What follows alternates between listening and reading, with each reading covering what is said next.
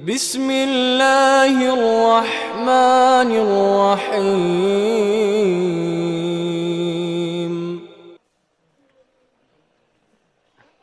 السلام عليكم ورحمة الله وبركاته.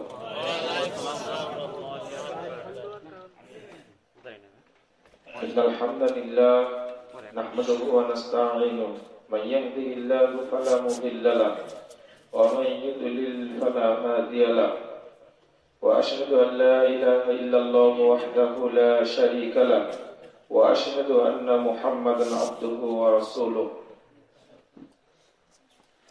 أما بعد فأعوذ بالله من الشيطان الرجيم. ومن يكفر بالإيمان فقد حبط عمله وهو في الآخرة من الخاسرين. عن أبي هريرة رضي الله عنه قال قال رسول الله صلى الله عليه وسلم: الإيمان بضع وسبعون شعبة، أفضلها قول لا إله إلا الله، وأدناها إماطة الأذى عن الطريق، والحياء شعبة من الإيمان. رواه مسلم. عن أبي بكر رضي الله عنه قال: سمعت رسول الله صلى الله عليه وسلم يقول: إن الله لا يقبل من العمل إلا ما كان له خالصا وابتغي به وجهه. رواه النسائي بإسناد صحيح. মুহতারাম সভাপতি, উপস্থিত উলামায়ে কেরাম, অতিথিবৃন্দ, সুধী মণ্ডলী, সামনে উপবিষ্ট শ্রদ্ধেয় মুসলিম ভাতৃমণ্ডলী, আমার প্রাণ প্রিয় ছাত্র ও যুবক ভাইরা, পর্দার আড়ালের মা ও বোনেরা, সকলকে আজকের মাহফিলে আন্তরিক অভিনন্দন জানাচ্ছি এবং আল্লাহর কাছে দোয়া করছি আল্লাহ যেন আমাদের প্রোগ্রামকে কবুল করে নেন। যারা এই সম্মেলন বাস্তবায়ন করার চেষ্টা করেছেন, সময়, শ্রম, অর্থ, মেধা ব্যয় করেছেন এবং যারা বিভিন্ন এলাকা থেকে কষ্ট স্বীকার করে মাহফিলে হাজির হয়েছেন, আল্লাহ তাদেরকে আমাদেরকে জান্নাতের সদস্য হিসাবে কবুল করে নিন।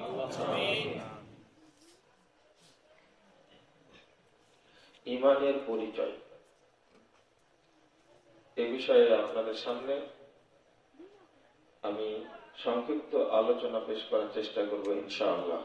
ওমা তাওফীকি ইল্লা বিল্লাহ, আলাইহি তাওয়াক্কালতু ওয়া ইলাইহি উনীব।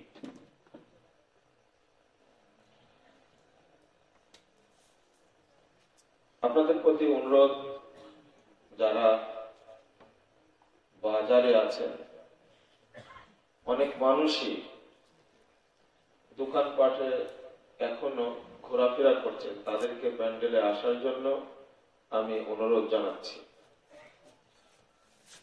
আমার মনে হলো যে জালসার প্যান্ডেলের যে দোকানের জায়গাটা অনেক বড় হবে এবং সেখানে মানুষের সংখ্যা অনেক বেশি।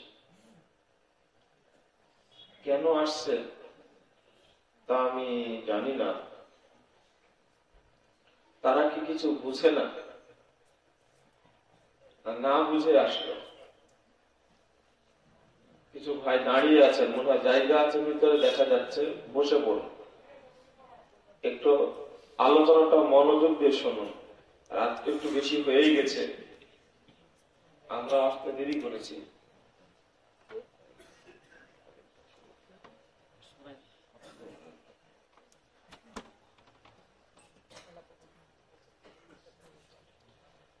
আমি একটা হাদিস আপনাদের সামনে আগে অনুবাদ করি,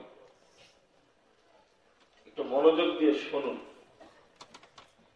সহিহ বুখারীতে হাদিসটা আসছে, 1413 নম্বর হাদিস। আল্লাহ রাসূল সাল্লাল্লাহু আলাইহি ওয়াসাল্লাম একটা অবস্থার কথা বর্ণনা করছেন, যখন মানুষ কাঠগড়ায় দাঁড়াবে তার অবস্থাটা বর্ণনা করছেন নবী মুহাম্মদ সাল্লাল্লাহু আলাইহি ওয়াসাল্লাম। ফায়ানজুরু ইলা ইয়ামিনিহি লা ইয়ারা ইল্লা জাহান্নাম। যখন ডান দিকে তাকাবে তখন জাহান্নাম ছাড়া কিছুই দেখতে পাবে না, শুধু জাহান্নাম দাও দাও করে জ্বলছে। ওয়ায়ানজুরু ইলা শিমালিহি লা ইয়ারা ইল্লা জাহান্নাম, বামে তাকাবে তো দেখতে পাবে শুধুই জাহান্নাম আর কিছু নাই, দাও দাও করে জাহান্নাম জ্বলছে। ওয়া বাইনা ইয়াদাইহি রাব্বুল আলামিন লাইসা বাইনাহু ওয়া বাইনাহু তারজামা, সামনে তাকাবে তো দেখতে পাবে মহান রব্বুল আলামিন, উভয়ের মাঝে কোন দোহাসি থাকবে না, সরাসরি কাঠগড়ে উপস্থিত। এখানে আত্মীয় স্বজন থাকবে না, এখানে উকিলও থাকবে না, পেশকারও থাকবে না, মোহরিও থাকবে না, কেউ নাই। বিচার হচ্ছে, কোন দর্শকও থাকবে না। আল্লাহ রাসূল এই বাক্যটি বলার পরেই বলছেন, ওয়াত্তাকুন নার ওয়ালাউ বিশিক্কি তামরাতিন, যদি তোমরা এক টুকরা খেজুর সাদকা দিতে হয় তবুও এই জাহান্নামের এই অবস্থান থেকে বাঁচার চেষ্টা করো। তারপরে আল্লাহ নবী আরেকটি বাক্য বললেন, ওয়াইল্লাম ইয়াজিদ, তোমাদের কারো কাছে যদি এক টুকরা খেজুরও না থাকে, ফাবিকালিমাতিন তাইয়্যিবা, তাহলে একটা ভালো কথা বলে আল্লাহকে সাদাকা দাও, দিয়ে হলেও জাহান্নাম থেকে বাঁচার চেষ্টা করো। হাদিসটা কি বুঝাতে পারলাম? আপনি আসছেন যখন আলোচনা শোনার জন্য, তখন দোকানেই বা কেন, রাস্তায় বা কেন, এই সময়টুকু একটু সাদাকা দেন আল্লাহকে, যেটা কাল কিয়ামতের মাঠে কাজে লাগবে। মনে রাখবেন, এ জগতের সবচেয়ে পাওয়ারফুল জিনিসের নাম হলো সাদাকা। এই জন্য আল্লাহর নবী সাল্লাল্লাহু আলাইহি ওয়াসাল্লাম এমন তো পরিস্থিতির কথা এইভাবে বললেন। এই অবস্থা বোঝাতে গিয়ে বললেন না, অতএব এই অবস্থা থেকে বাঁচার জন্য তোমরা হজ করো, এটা কিন্তু বলেন। এই অবস্থা থেকে বাঁচার জন্য তোমরা সিয়াম রেখেও, এটা বললেন না। আল্লাহ নবী বললেন না এই অবস্থা থেকে বাঁচার জন্য তোমরা যাকাত দেবে, এটা বললেন না। তো আপনাকে আর একটা কথা শোনাই, তারপরে একটু আগে বাড়ি, সুবিধা হবে। এই ছেলে, তোমরা বাদাম খাচ্ছ নাকি বসে বসে? হ্যাঁ,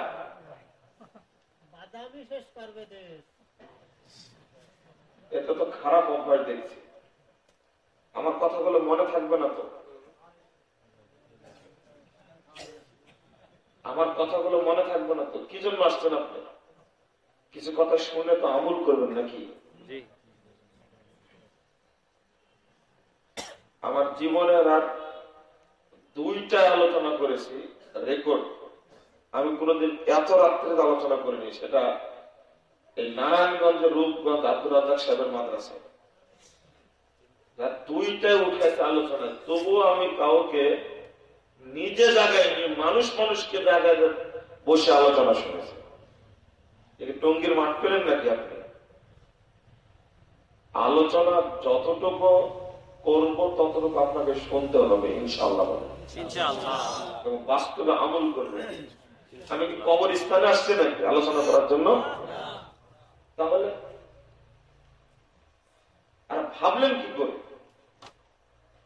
আগেই বলেছি আপনাদেরকে, একটু মনোযোগী হন, আলোচনা ধরে রাখবেন এবং আমল করবেন। বিষয়ই তো নিয়েছি ইমানের পরিচয়, বলিনি? ইমান আজকে বুঝাবো ইনশাআল্লাহ। বলছিলাম সবচেয়ে পাওয়ারফুল জিনিস হলো সাদাকা। কিভাবে পাওয়ারফুল দেখবেন? আর দুইটা কথা না বলে শেষ করতে পারছি না, এই জন্য বললাম। যখন মানুষ মারা যায়, যখন মানুষ মারা যাচ্ছে, ঠিক ওই মুহূর্তে আল্লাহ রাব্বুল আলামিন মানুষকে বলে দিয়েছেন মানুষ যা বলে বাস্তবতা উল্টা। সূরা মুনাফিকুন 10 নম্বর আয়াত, وأنفقوا مما رزقناكم من قبل أن يأتي أحدكم الموت, মৃত্যু আসার পূর্বে আমি যা দিয়েছি তোমাদেরকে তার থেকে খরচ করো, তার থেকে দান করো। কবলা আন ইয়াকুলা রাব্বি লাউলা আখখারতানি ইলা আজালিন করিব ফাআসাদ্দাক ওয়া আকুম মিনাস সালিহিন। যখন মালাকুল মাউত, আজরাইল তো হাদিসের শব্দ না, এটা শিয়ারা তৈরি করেছে। মালাকুল মাউত যখন ধরবে, আত্মাটাকে যখন ধরে টান দিবে, ও প্রথমে আসতে চাইবে না, পুরো শিরা উপশিরায় দৌড়াবে, আত্মাটা বের হতে চাইবে না। তখন এক পর্যায়ে মালাকুল মাউত চাপতে ধরবে, ধরে টান দিয়ে যাবতীয় রগ, শিরা, উপশিরা ছিঁড়ে আত্মাটা বের করে দেবে। যখন ধরবে তখনই ও চোখটা বড় বড় করে, একবার এদিক করে একবার এদিক করে, ও মুখ নাড়াচাড়া করে। তখন আপনারা কি বলেন জানেন? একটু শরবত দাও, একটু পানি দাও, একটু পানি খাবে। ও পানি খেতে চায়, ও পানি খেতে চায়, এটা বলে রব্বি লাউলা আখখারতানি ইলা আজালিন করিব, আল্লাহ একটু সময় দাও, আল্লাহ একটু একটু একটু সময় দাও। আখখারতানি ইলা আজালিন করিব, একেবারে অল্প সময়, ইলা আজালিন করিব, একটু সময় দাও, ফাআসাদ্দাক, তাহলে আমি সাদাকা করব, ও আকুম মিনাস সালিহিন, আর আমি তোমার সৎ বান্দাদের অন্তর্ভুক্ত হয়ে যাব। এই কথাটি বলে ও। আর আপনারা বলেন শরবত দাও, ওকে কিছু দিতে হবে না, ওকে কিচ্ছু দিতে হবে না, ওর সময় আছে, আপনি দিয়ে কি করবেন ওকে? ও বলে এই কথাটা, আল্লাহ একটু সময় দাও আল্লাহ। ও বদের হাত দিয়ে একটা কোনোদিন দান করেনি, এখন দানের কথা মনে পড়েছে। আপনাকে এই কথাটা কেন মনে পড়লো দিলাম জানেন? আচ্ছা, ও হজ করতে চায় না কেন? বলতো আল্লাহ একটু সময় হজ করে আসবে, আল্লাহ একটু সময় দাও, নামাজ পড়ো, 2 রাকাত নামাজ পড়েনি, একটু সময় দাও। তা বলেন 2 রাকাত সালাতের ফজিলত তো জানেন আপনারা? জানেন না? পাপের কারণে তো ধরছে ওকে, মালাকুল মাউত পাপের কারণে ধরছে, কিন্তু সালাতের ফজিলত হলো এই। রাসূল সাল্লাল্লাহু আলাইহি ওয়াসাল্লাম বলছেন, কেউ যদি সুন্দর করে ওযু করে 2 রাকাত সালাত আদায় করে আল্লাহর কাছে ক্ষমা চায়, তো ও ওই দিনের মতো হয়ে যায়, পাপ থেকে মুক্ত হয়ে যায়, অনুরূপ যেমন যেদিন তার মা তাকে জন্ম দিয়েছিল। এরকম সালাত পড়তে চায় না। রোজার কথাও বলে না, একটু সময় দেওয়া হলো আমি রোজা করবো, তাও তো বলে না। সাদাকার কথা বলে কেন? সাদাকার কথা কয়েকটা তো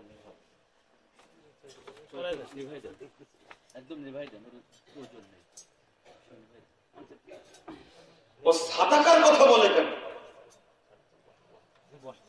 সাদাকার কথা বলার কারণ হলো সাদাকা এত পাওয়ারফুল, সাদাকা এত পাওয়ারফুল, ওর যে মৃত্যুর যন্ত্রণা, কষ্ট, সাদাকা দিলে সঙ্গে সঙ্গে কষ্ট দূর হয়ে যাবে, সাথে সাথে দূর হয়ে যাবে।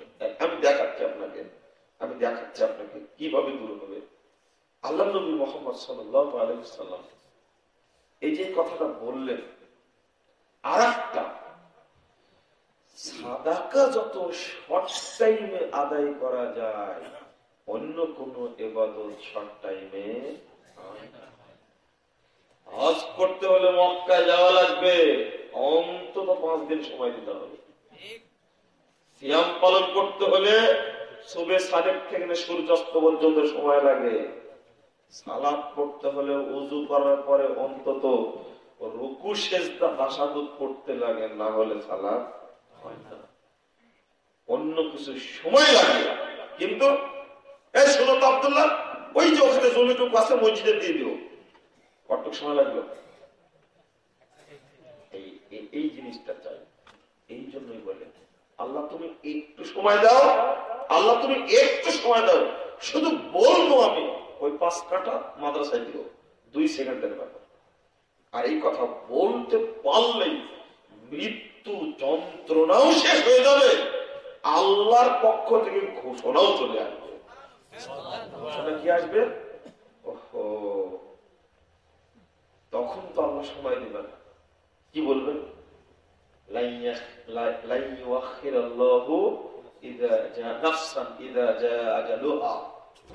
না, কখনোই না, একটুকু সময় দেওয়া হবে না। যখন সময় চলে আসবে একটুকু সময় দেবেন না। আল্লাহ বলে দিয়েছেন না না, তোমাকে আর সময় দেওয়া হবে না। 90 বছর সময় দিয়েছি, 80 বছর সময় দিয়েছি, 70 বছর সময় দিয়েছি, 75 বছর সময় দিয়েছি, এখন সময় চাচ্ছ তুমি, সময় দেওয়া হবে না। তখনও বুঝতে পারবে সাদাকার পাওয়ার তাহলে এত বেশি, সাদাকার পাওয়ার তাহলে এত বেশি, সাদাকার পাওয়ার তাহলে এত বেশি। বেশি মানে কি? যদি সাদাকা দেওয়া থাকে পুরোটাই পরিবেশ উল্টা হয়ে যাবে। যখনই মালাকুল মাউত আসবে তখনই ঘোষিত হবে আল্লাহর পক্ষ থেকে, মালাকুল মাউত আল্লাহর পক্ষ থেকে বলবে, ইয়া আইয়াতুহান নাফসুল মুতমাইন্নাহ, হে প্রশান্ত আত্মা, ইরজিই ইলা রাব্বিকি, তুমি ফিরে যাও তোমার রবের দিকে, রাদিয়াতাম মারদিয়া, তুমিও আল্লাহর প্রতি সন্তুষ্ট, আরে তোমার প্রতিও আল্লাহ সন্তুষ্ট। ফাদখুলি ফি ইবাদি, এখনো শেষ হয়নি আল্লাহর ঘোষণা, এখনো শেষ হয়নি। এতটুকু বলার পরে আবার বলছেন ফাদখুলি ফি ইবাদি, হে আত্মা, প্রশান্ত আত্মা, তুমি আমার সৎ বান্দাদের অন্তর্ভুক্ত হয়ে যাও। এখনো শেষ হয়নি, আল্লাহ আবার বলবেন ওয়াদখুলি জান্নাতি, তুমি আমার জান্নাতে প্রবেশ করো। এর মরণ নাই, মানে এর মৃত্যু যন্ত্রণা নেই, কবরের আযাবও নাই, কিছুই নাই। শুধু যদি ঘোষিত হয় ওই জায়গায়, ও জানতো যদি সাদাকা দেওয়া থাকতো তাহলে মালাকুল মাউত আমাকে অনুরোধ করতে, মালাকুল মাউত এসে অনুরোধ করছে, হে প্রশান্ত আত্মা তুমি আসো, তুমি আসো। কিভাবে আসতো? গ্লাস তো এখানে নাই, কিভাবে দেখায়? কিভাবে আসতো আত্মাটা? কিভাবে আসতো?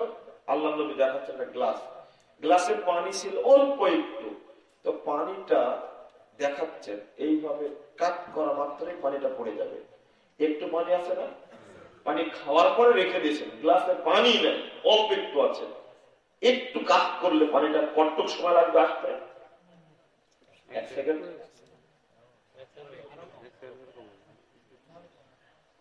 1 সেকেন্ডে কম সময় লাগবে। আপনি দেখেন পরীক্ষা করে, পানি যতটুকু আছে তলায় একটু কাট করলে যেভাবে বেরিয়ে আসবে।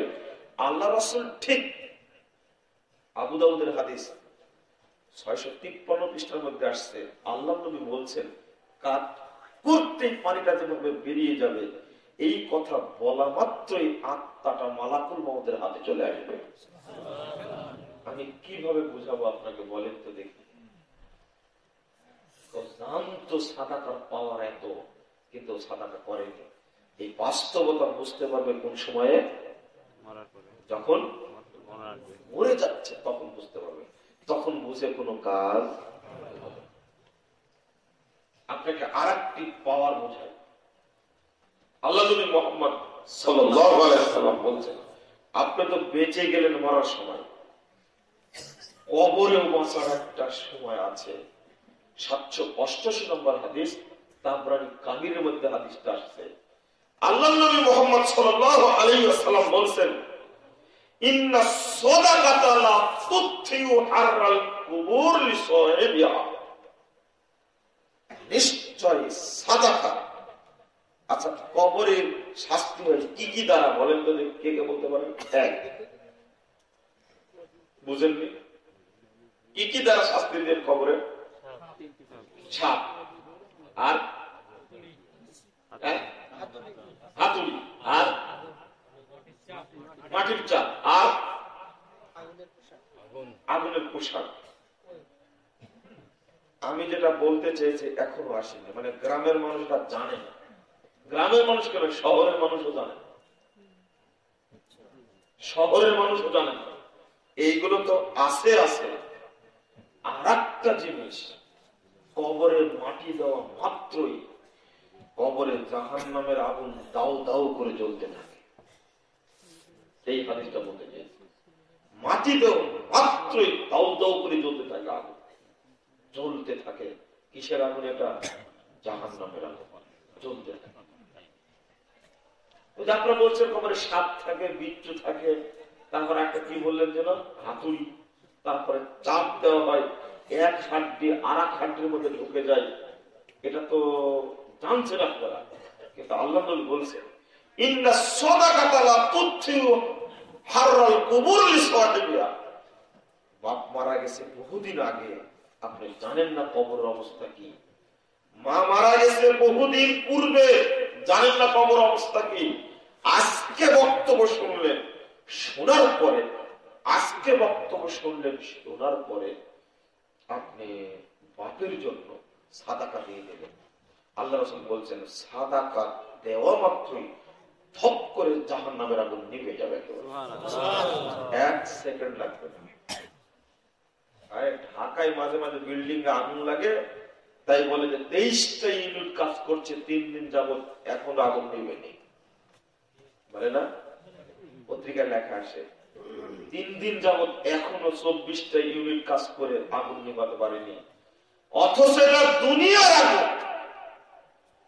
সাদাকা দেওয়া মাত্রই জাহান্নামকে পোড়ানো হয়েছে কত বছর? 70 বছর যাবত জাহান্নামকে পোড়ায়া আগুনকে প্রস্তুত করা আছে। এই আগুনের চেয়ে ওই আগুন আরো কত গুণ বেশি পাওয়ারফুল। ওই আগুন নিভানোর জন্য একটা জিনিস জরুরি, তার নাম কি? দেওয়া মাত্রই হক করে আগুন নেই। তুচ্ছ মানে কি জানেন? এই যে এখানে মোম জ্বলছিল, বাতি জ্বলছিল, বাতির না কি বলে না, বাতি। আগে যারা একটা ছিল হারিকেন, আর একটা ছিল কি ল্যাম্প। এই ল্যাম্পকে যদি নিভাতে হয়, একটা ফু দিলেই বা এইভাবে থাপ্পড় দিলে সাথে নেমে যায় না? এই নাম হলো তুচ্ছ শব্দ। তুচ্ছ শব্দ অর্থ ফু দিয়ে ল্যাম্প নিভে দেওয়া। ফু দিয়ে নিভাতে কয় সেকেন্ড সময় লাগবে? 1 সেকেন্ড লাগে না। আমি আপনাকে বুঝাতে চাইলাম সাদাকার পাওয়া, সাদাকা দেওয়া মাত্র সঙ্গে সঙ্গে জাহান্নামের আগুন নেমে যাবে। এটা আল্লাহর নবী বলেছেন সাল্লাল্লাহু আলাইহি ওয়াসাল্লাম। শেষ হাদিস এ ব্যাপারে। আপনি সালাত আদায় করেন, কিন্তু সালাতের নেকিটা কত বড় হয় এইটা কিন্তু আল্লাহর নবী বলেন। বুঝতে পারলেন? এটা বলেন। হ্যাঁ, সিয়াম সম্পর্কে বলা হয়েছে যে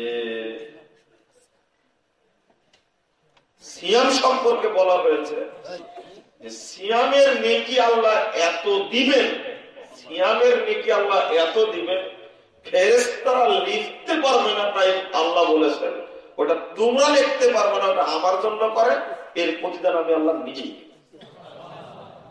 তবে বলেননি নেকিটা কত বড় হলো, বুঝেছেন কি কথা আমার?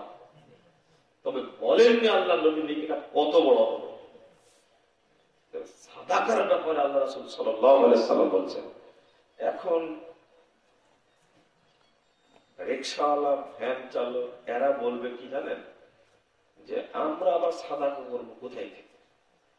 আর একটা ফজিলত হলো কিয়ামতের মাঠে যখন আপনি দাঁড়িয়ে থাকবেন, তখন সূর্যটা আপনার মাথা থেকে কোন হাদিসে আসছে 1 মাইল দূরে, কোন হাদিসে আসছে একেবারে কাছে।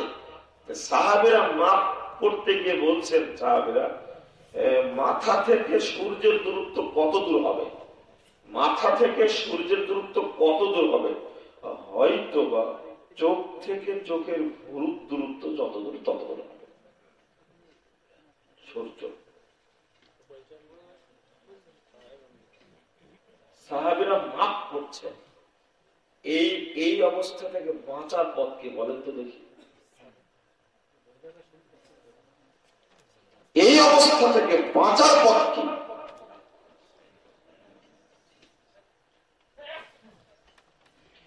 এই অবস্থা থেকে বাঁচার পথ আল্লাহ বললেন, লিকুল্লি ইমরিন ফি জিল্লি সাদাকাতিহি হাত্তা ইউখযা বাইনান নাস। সাদাকা দেওয়া থাকলে কাল কিয়ামতের মাঠে ওই ব্যক্তি ওই দানের ছায়ার নিচে অবস্থান করবে। 50,000 বছরের লম্বা দিনে কার নিচে থাকবে? ওই সাদাকার ছায়ার নিচে থাকবে। তো আপনি তো বলবেন এবার আমি আর কয় টাকা সাদাকা দেব আর কি বা হবে? মানুষ নেকিকে খুব হালকা মনে করে। আসলে নেকিকে খুব হালকা মনে করে। নেকি হালকা জিনিস না। হাদিসটা শুনেই নিন, দেখেন কেমন লাগে। 1410 নম্বর হাদিস, সহিহ বুখারীর মধ্যে আসছে। আল্লাহর নবী সাল্লাল্লাহু আলাইহি ওয়াসাল্লাম বলেন, মান তাসাদ্দাকা বিআদলি তামরাতিন মিন কাসমিন তাইয়্যিব। কেউ যদি এক টুকরা খেজুর বৈধ উপার্জন থেকে আল্লাহকে দান করে, ফাইন্নাল্লাহা ইয়াতাকাব্বালুহা বিয়ামিনিহি। আল্লাহ রাব্বুল আলামিন ওই এক টুকরা খেজুরকে ডান হাতে কবুল করে। সুবহানাল্লাহ। সুম্মা ইউরাব্বিহা কামা ইউরাব্বি আহাদুকুম ফালওয়াহু। অতঃপর আল্লাহ এক টুকরা খেজুরকে বাড়াতে থাকেন, বৃদ্ধি করতে থাকেন, বড় করতে থাকেন, যেমন তোমাদের কেউ তার উটের ছোট বাচ্চাকে বড় করতে করতে অনেক বড় করো, আল্লাহ বড় করতে করতে অনেক বড় করেন। হাত্তা তাকুনা মিসলাল জাবাল। অবশেষে এক টুকরা খেজুরকে তিনি হিমালয় পাহাড়ের মতো বিশাল করে দিয়েছেন। হিমালয় পাহাড় কেন বললাম? মানে এর চেয়ে বড় পাহাড় পৃথিবীতে আর নেই। এক টুকরা খেজুর। আমি আরো নিচের কথা বলবো। যখন শুনেছেন এই এলাকায় আব্দুর রাজ্জাক বিন ইউসুফ সাহেব আসছেন, তখন আপনি যাবেন, আপনার ছেলে যাবেন, আপনার স্ত্রী, আপনার মেয়েকে সহ যাবেন মসজিদে। আপনার মসজিদে, এই মসজিদের যিনি খতিব, আমি জানি না তিনি কেমন, যদি কোরআন সুন্নাহর আলোচনা ফুটিয়ে না তুলতে পারেন তাহলে আপনি অন্য মসজিদে যাবেন সপ্তাহে জুমার দিনে, সেখানে আপনার স্ত্রীকে নিয়ে যাবেন, আপনি যাবেন, ছেলেটাকে নিয়ে যাবেন, চলো অমুক জায়গায় খুতবা হবে, সুন্দর আলোচনা করে, সেখানে যাবেন। কেন জানেন? দিন চর্চা অন্তত সপ্তাহে হলেও একদিন করবেন। এটা আমার বক্তব্য। আমার কথা কি বুঝাতে পারলাম আমি? মানে দিন চর্চা বছরে একদিন হলে হবে না। মসজিদের সভাপতিকে শক্ত হতে হবে, এমন খতিব রাখতে হবে যিনি আলোচনা করবেন দিনান দিন মানুষের আকীদা পরিবর্তন হবে, ঈমানের পরিবর্তন। বুঝতে পারেননি কথা? এইরকম যেন উপকার হয়। কিন্তু খুতবা দিতে আসতে 50 বছর যাবত কোনই পরিবর্তন নাই। যেমন মহিলাদের কাপড় খোলা ছিল ওইভাবে আছে, বরং আরো ন্যাংটা হচ্ছে। কোন উপকার হয় কেন? মানে এই ইমাম ঠিকভাবে সাইজ করতে পারে না। তবে সব জালসে আমি যেতে বলছি না। শুনলেন যে কোন জায়গায় আমানুল্লাহ বিন ইসমাইল আসবেন, তখন সবাই নিয়ে বলে চলো আজকে একজন বড় আলেম আসছে, তার বক্তব্য শুনি। ওই শোনার মধ্যে একটা বরকত আছে। আপনি বরকতটা বুঝেন না। আল্লাহ রাসূল সাল্লাল্লাহু আলাইহি সাল্লাম বলছেন, জানি না এই হাদিসটা আপনি শুনেছেন কিনা, আমি জানি না, তবে এই হাদিসটা আপনারা মনে রাখবেন আজীবন। ইমাম বুখারীর একটা গ্রন্থ আল আদাবুল মুফরাদ, এই গ্রন্থের 593 নম্বর হাদিস, আল্লাহ রাসূল সাল্লাল্লাহু আলাইহি ওয়াসাল্লাম বলছেন, মান তুকবিলাত লাহু হাসানা, যার একটা নেকি কবুল করা হবে। কয়টা? একটা। যার একটা নেকি গ্রহণযোগ্য হবে আল্লাহর কাছে, আল্লাহ যার একটা নেকি কবুল করবেন, দাখালাল জান্নাহ, সে জান্নাতে প্রবেশ করবে। সুবহানাল্লাহ। একজন শুনলে বলেন তো দেখি, একদিন শুনেছি এটা? আমার মনে হয় বলতে পারবেন না। আমরা পড়িনি কোনদিন।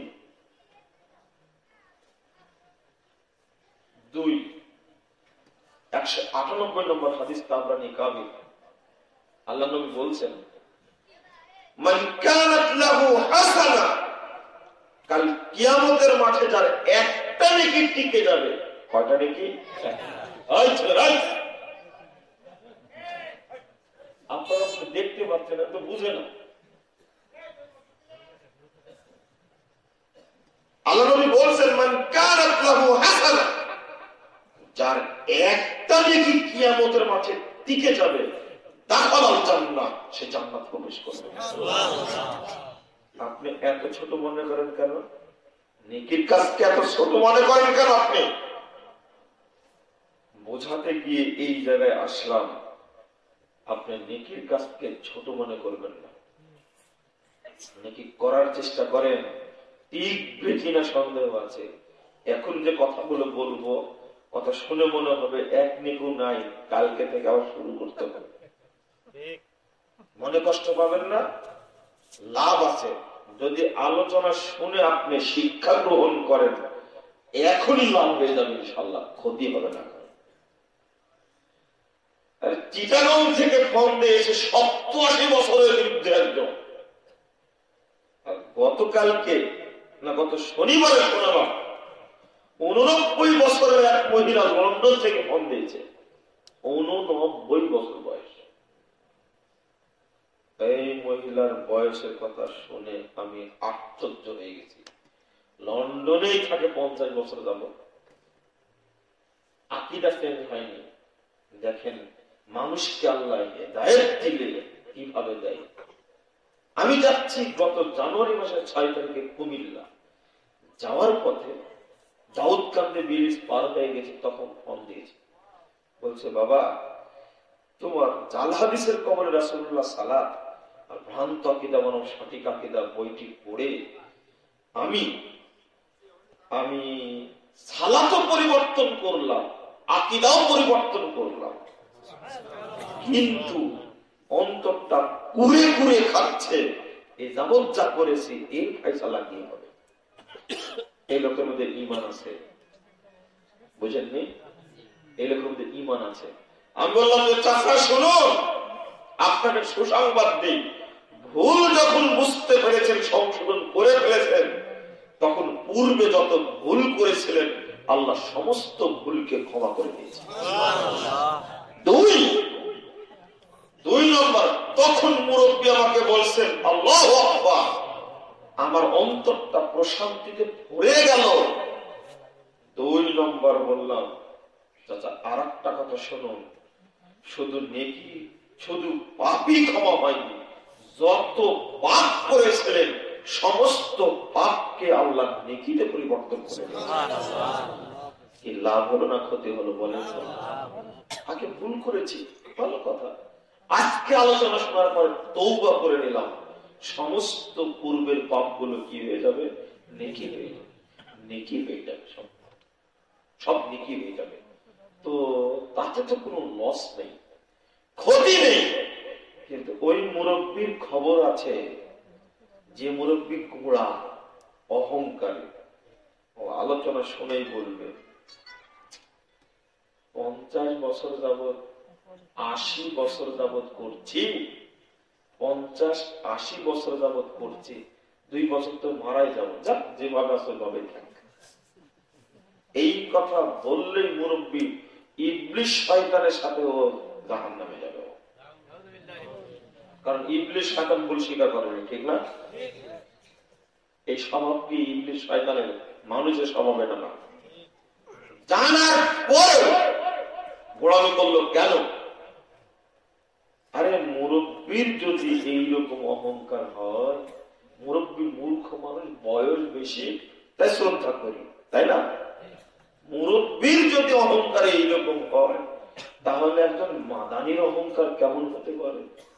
ট্রিপল খামে, ট্রিপল দাওরা, 8,000 পাস, দেওবন্দি, ডক্টর মানুষ, প্রফেসর মানুষ, এর অহংকার কত হতে পারে বলেন তো দেখুন। বেশি হবে না কম হবে? বেশি হবে না?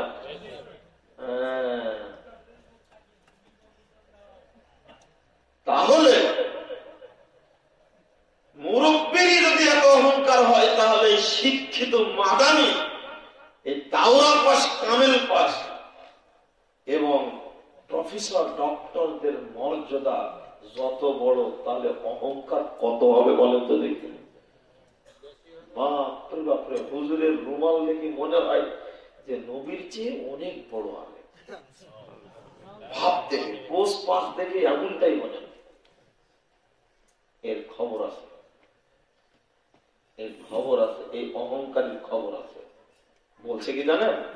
মোনাজাত আপনি করেন, কিয়ামতের মাঠে সমস্যা হলে আমি দেখে নিব। বেটা তোমারই খোঁজ থাকবে না, তুমি কোথায় থাকবে তার হিসাব আছে। হ্যাঁ, দাপট কত দেখছেন? দাপটে, হ্যাঁ আমি বলেছি করেন আপনারা। আপনার মরা খাওয়ার অনুষ্ঠান করেন, বলা খাওয়ার অনুষ্ঠান বুঝেন তো?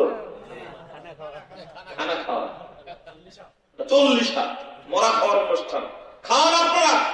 গোটা এলাকার মানুষকে দাওয়াত দেন আপনি, কোনো সমস্যা নাই। সমস্যা কিছু হলে কিয়ামতের মাঠে আমি দেখে দিব। আরে ঠাই পাবে না, নবী রাসূল মুহাম্মদে ঠাই পাবে না, তাই এই হুজুরের দাপট কত। বেদাতি জর্দা করে হুজুরের দাপট কত, গুলখোর হুজুরের দাপট কত, ওর সাহস কত দেখছেন?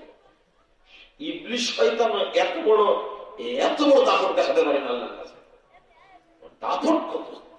আমি অহংকারের কথা বললাম। এত অহংকার কেন হবে? হ্যাঁ, ভুল হতে পারে না? পারে না? এ দেখেন, খুব তো আব্দুর রাজ্জাকের বক্তব্য শুনেন না আপনারা? আব্দুর রাজ্জাক সাহেব বলছেন, আপনাদের আগে বলেছি মহিলাদের মধ্যে সবচেয়ে মর্যাদাবান মহিলা আয়েশা রাদিয়াল্লাহু আনহা। এখন বলছি মহিলাদের মধ্যে সবচেয়ে মর্যাদাবান মহিলা মা খাদিজা রাদিয়াল্লাহু আনহা। কি হলো? বলছেন আমি লিখেওছি সবচেয়ে বড় মর্যাদাবান মহিলা মা আয়েশা, বলেওছি, তবে এখন বলছি সবচেয়ে বড় মর্যাদাবান মহিলাকে খাদিজা রাদিয়াল্লাহু আনহা। আমি বললাম যে 26 বছরের রেকর্ডে এই দেখেন মানুষ ব্যাটা চ্যালেঞ্জ, এই দেখেন চ্যালেঞ্জ, ভুল হবে মানুষের, বুঝতে পারেননি? হ্যাঁ, তবে চ্যালেঞ্জ করছি কোনটা? আমিও চ্যালেঞ্জ করছি, যেটা দলিল আছে ওটা মেনে চলুন, যেটা দলিল নাই ওটা ছেড়ে দিন। গোড়ামি করলে খবর আছে। কারণ মা আয়েশাকে আল্লাহ সালাম দেননি, কিন্তু মা খাদিজাকে সরাসরি আল্লাহ সালাম দিয়েছে। মা আয়েশাকে জান্নাতের সুসংবাদ নবী শোনাননি, তবে খাদিজাকে জান্নাতের সুসংবাদ শোনাচ্ছে। আপনার কয়টা দিল? তো কেউ না কেউ ধরা দিয়েছে কথাটা, তো তাই না? তো মানুষ মাত্রই ভুল হতে পারে, আমিও বলছি দাপটে। দেখেন কোন রেফারেন্সে কোথায় ভুল হয়ে গেছে। তবে যেটা বলছি কেতাবের নাম, ওই কেতাবে পাবেন। একটা ছেলে একদিন আমাকে খুতবার পরে জিজ্ঞেস করছেন যে ওয়ালাকাদ বাসনা ফি কুল্লি উম্মাতিন রাসূলান ওয়াদুল্লাহু নাস্তানিবুত তাগুত, যেটা বললেন এই আয়াতটা কত নম্বর আয়াত? আমি বললাম যে সূরা নাহল 36 নম্বর আয়াত। তখন আমাকে বলছেন যে আপনি বলেছেন আজকে 25 নম্বর আয়াত। আমি বললাম যে হ্যাঁ গতিতে বলা হয়ে যেতে পারে। ও কিন্তু আমাকে পরীক্ষা করছে, বক্তব্যের গতি একরকম, কথা বোঝা গেছে। তবে আমি যেটা আয়াতটা বলেছি কোরআনে যে নাই এটা হতে পারে না, কথা বুঝেননি। যে হাদিসটা বলেছি হাদিসে যে নাই এটা হতে পারে না, ইনশাআল্লাহ হবে না। তবে মানুষ তো, তাই না? আর নবী মুহাম্মদ সাল্লাল্লাহু আলাইহি ওয়াসাল্লামের যদি ভুল হয়, তুমি কত বড় দেওবন্দি আলেম হয়েছে, তোমার ভুল হয় না মানে হতেই পারে না। এটা ভুল হলেই সঙ্গে সঙ্গে কি করতে হবে? সংশোধন করে নিতে হবে। মনে থাকবে কথা? জি। আল ঈমান আসিফা, ঈমান অর্থ হলো দৃঢ়তা, জিদ্দুল খৌফ, অর্থাৎ ভীতি শূন্য চূড়ান্ত বিশ্বাসের নাম কি? ঈমান। ভীতি শূন্য চূড়ান্ত বিশ্বাসের নাম ঈমান, যার মধ্যে কোন সন্দেহ, দ্বিধা, সংকোচ, ইতস্তত কোনো কিছু থাকে না, তার নাম কি? ঈমান। কি বললাম?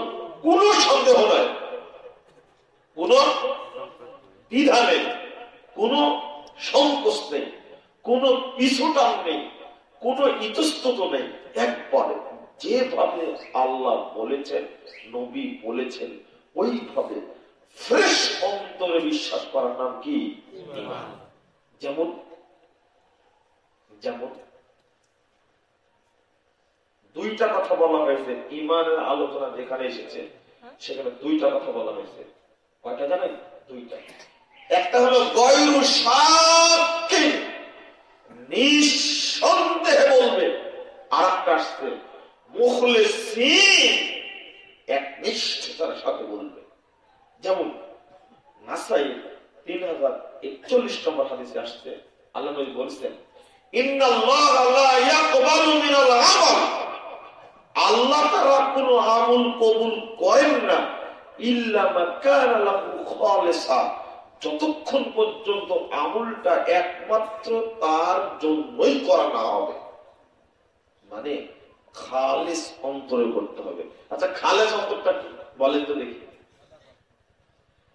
খালেস অন্তরটা আমি একটু বুঝতে, আমাদের টাকা থাকবেন, কোন দিক যেন মনোযোগ না যায়, একেবারে নিঃসন্দেহ অন্তর যাকে বলে সেটা কি? বিশ্বাসটা হতে হবে কেমন? কোন দিক তাকাবেন না, আমার দিক তাকায় থাকুন, আমি বোঝাই। আল্লাহ নবী মুহাম্মদ সাল্লাল্লাহু আলাইহি সাল্লাম মক্কা থেকে গেলেন বাইতুল মাকদিস। একদিন রাত্রিতে বাইতুল মাকদিস থেকে উপরে গেলেন, তার উপরে সপ্তম আসমান ভেদ করে আল্লাহর সঙ্গে কথা বলে তিনি চলে আসলেন। ওই রাত্রিতে এসে সকালবেলা তিনি কাবা চত্বরে ঘোষণা করছেন যে আমি রাত্রিতে বাইতুল মাকদিস গেলাম, সেখান থেকে 500 বছরের রাস্তা অতিক্রম করে প্রথম আসমান গেলাম, তারপরে 500 বছরের রাস্তা অতিক্রম করে দ্বিতীয় আসমানে গেলাম, জান্নাত জাহান্নাম দেখলাম, আল্লাহর সাথে কথা বললাম, আবার ফিরে চলে আসতে। কে বিশ্বাস করবে এই কথা? যারা ঈমানদার মানুষ তারা বলল যে এই কথা বলার কি দরকার ছিল? বুঝেননি? কি দরকার ছিল এই মুহূর্তে? এমনি টিকা যাচ্ছে না, পিটায়া মেরে শেষ করে দিচ্ছে, আর এই মুহূর্তে এগুলো বলার কি দরকার ছিল?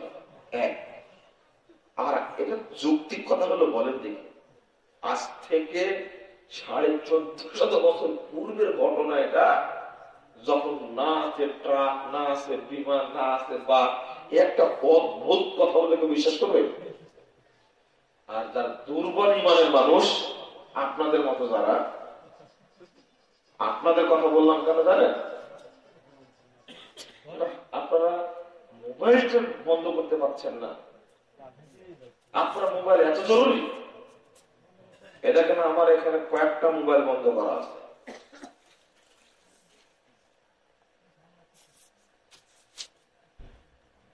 তো যারা দুর্বল ঈমানের মানুষ, আপনাদের মতো বললাম কেন?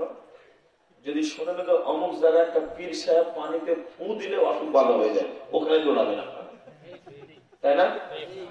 আপনাদের আগে আপনার স্ত্রীরা দৌড়াবে, আপনার স্ত্রীরা, এই মহিলা দাদি আর বুড়ি এরা হলো শিরিকের ফ্যাক্টরি। আর দাদা আর নানা এই বুড়ারা, এই বৃদ্ধরা বেদাতের ইন্ডাস্ট্রি রাখে, এরা বেদাত উৎপাদন করে। এই বুড়ারা মানতে চায় না, একবারে মানতে চায় না। আর এই দাদি নানি এরা, এই বুড়ি, এটা উৎপাদন করে, বাড়িতে বসে বসে শিরিক উৎপাদন করে। ও আগে চলে যাবো ওখানে। ওই জন্য বললাম আপনাদের মতো যারা ইমানদার তারা বললো না যে তাহলে আবু জাহাল যেটা বলে মানে এটাই ঠিক, ওর মাথাতে সমস্যা।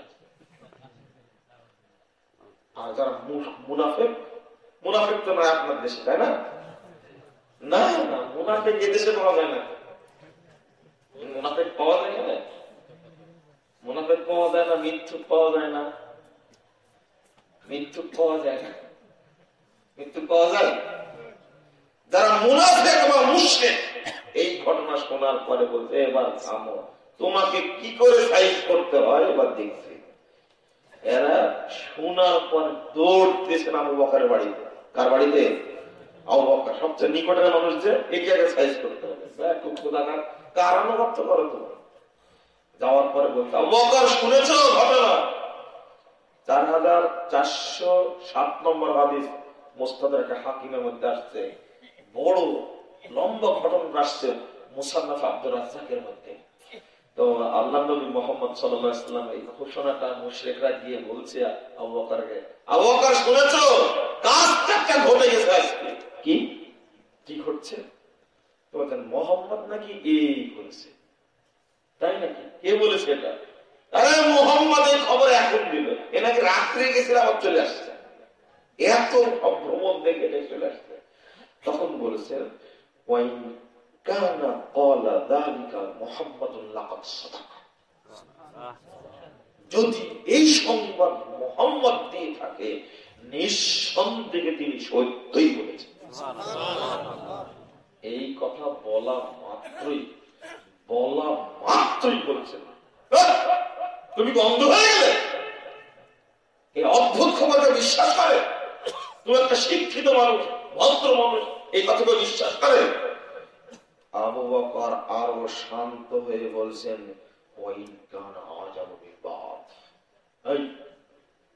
এই কথাতে এই কথা, এর কেউ যদি মোহাম্মদ কোন অদ্ভুত আশ্চর্যজনক খবর দেয়, আমি আবু বকর তাকে বিশ্বাস করি। এর নাম হলো ফ্রেশ বিশ্বাস। বুঝতে পারছেন? এর নাম হলো, এইরকম বিশ্বাস না থাকলে কিয়ামতের মাঠেও টিকা যাবে না, কবরেও টিকা যাবে না। এই তাসদীকটাই কবরে হবে আপনার। আপনি বুঝেননি মনে হয়। এই কথা বলা মাত্রই আল্লাহর পক্ষ থেকে, রাসূলের পক্ষ থেকে ঘোষিত হলো আবু বকরের নাম হলো সিদ্দিক। বোঝা যাচ্ছে আবু বকর ছাড়া সাহাবীদের মধ্যে এইরকম বিশ্বাস আর কেউ করে না। এই জন্য তাকে সিদ্দিক বলা হয়েছে। আচ্ছা বলেন তো দেখি, এই ঘটনাটা কি সরাসরি তিনি নবীর মুখ থেকে শুনেছেন না মুশরিক মুনাফিকদের মুখ থেকে শুনেছেন? আবু বকরের ঈমান কত শক্ত! আল্লাহু আকবার, কত শক্ত, কত শক্ত! শুধু জিজ্ঞেস করলেন কে বলেছে? আপনারা হাদিস পড়েই মানছেন না, কোরআন কাছে আছে তাই মানছেন না। এত বড় মুনাফিক আপনারা। এই কোরআন কাছে আছে, পড়ছেন কেন? পড়েননি আয়াতটা? কোনদিন পড়েননি? যদি কেউ বাপের জমি ঠিক মতো আদায় না করে তাহলে কোথায় থাকবে? 13 এবং 14 নম্বর আয়াত, 13 এবং 14 নম্বর আয়াত আপনি জানেন না? এটা ঈমানই নাই আপনার। আল্লাহ বলছেন তিলকা হুদুদুল্লাহ, সূরা নিসা 14 নম্বর আয়াত, 13 নম্বর আয়াত। এইটা হলো আল্লাহর বন্টন নীতি। শোনো, মাইয়ুতিল্লাহ ওয়া রাসূলুল্লাহ, যে আল্লাহ এবং আল্লাহ রাসূলের আনুগত্য করবে, ইদখিলুহু জান্নাতিন তাজরি মিন তাহতিহা আল-আনহার, আর ওই ব্যক্তি ওই জান্নাতে ঢুকে থাকবে যে জান্নাতে তলদেশ দিয়ে নগর প্রবাহিত হচ্ছে। এই দেখেন সুসংবাদ, যে ঠিক মতো বন্টন করে দিবে ভাই বোনদের মধ্যে, যার সম্পদ বন্টন হবে ঠিক মতো, সে কোথায় থাকবে? জান্নাতে থাকবে। 2,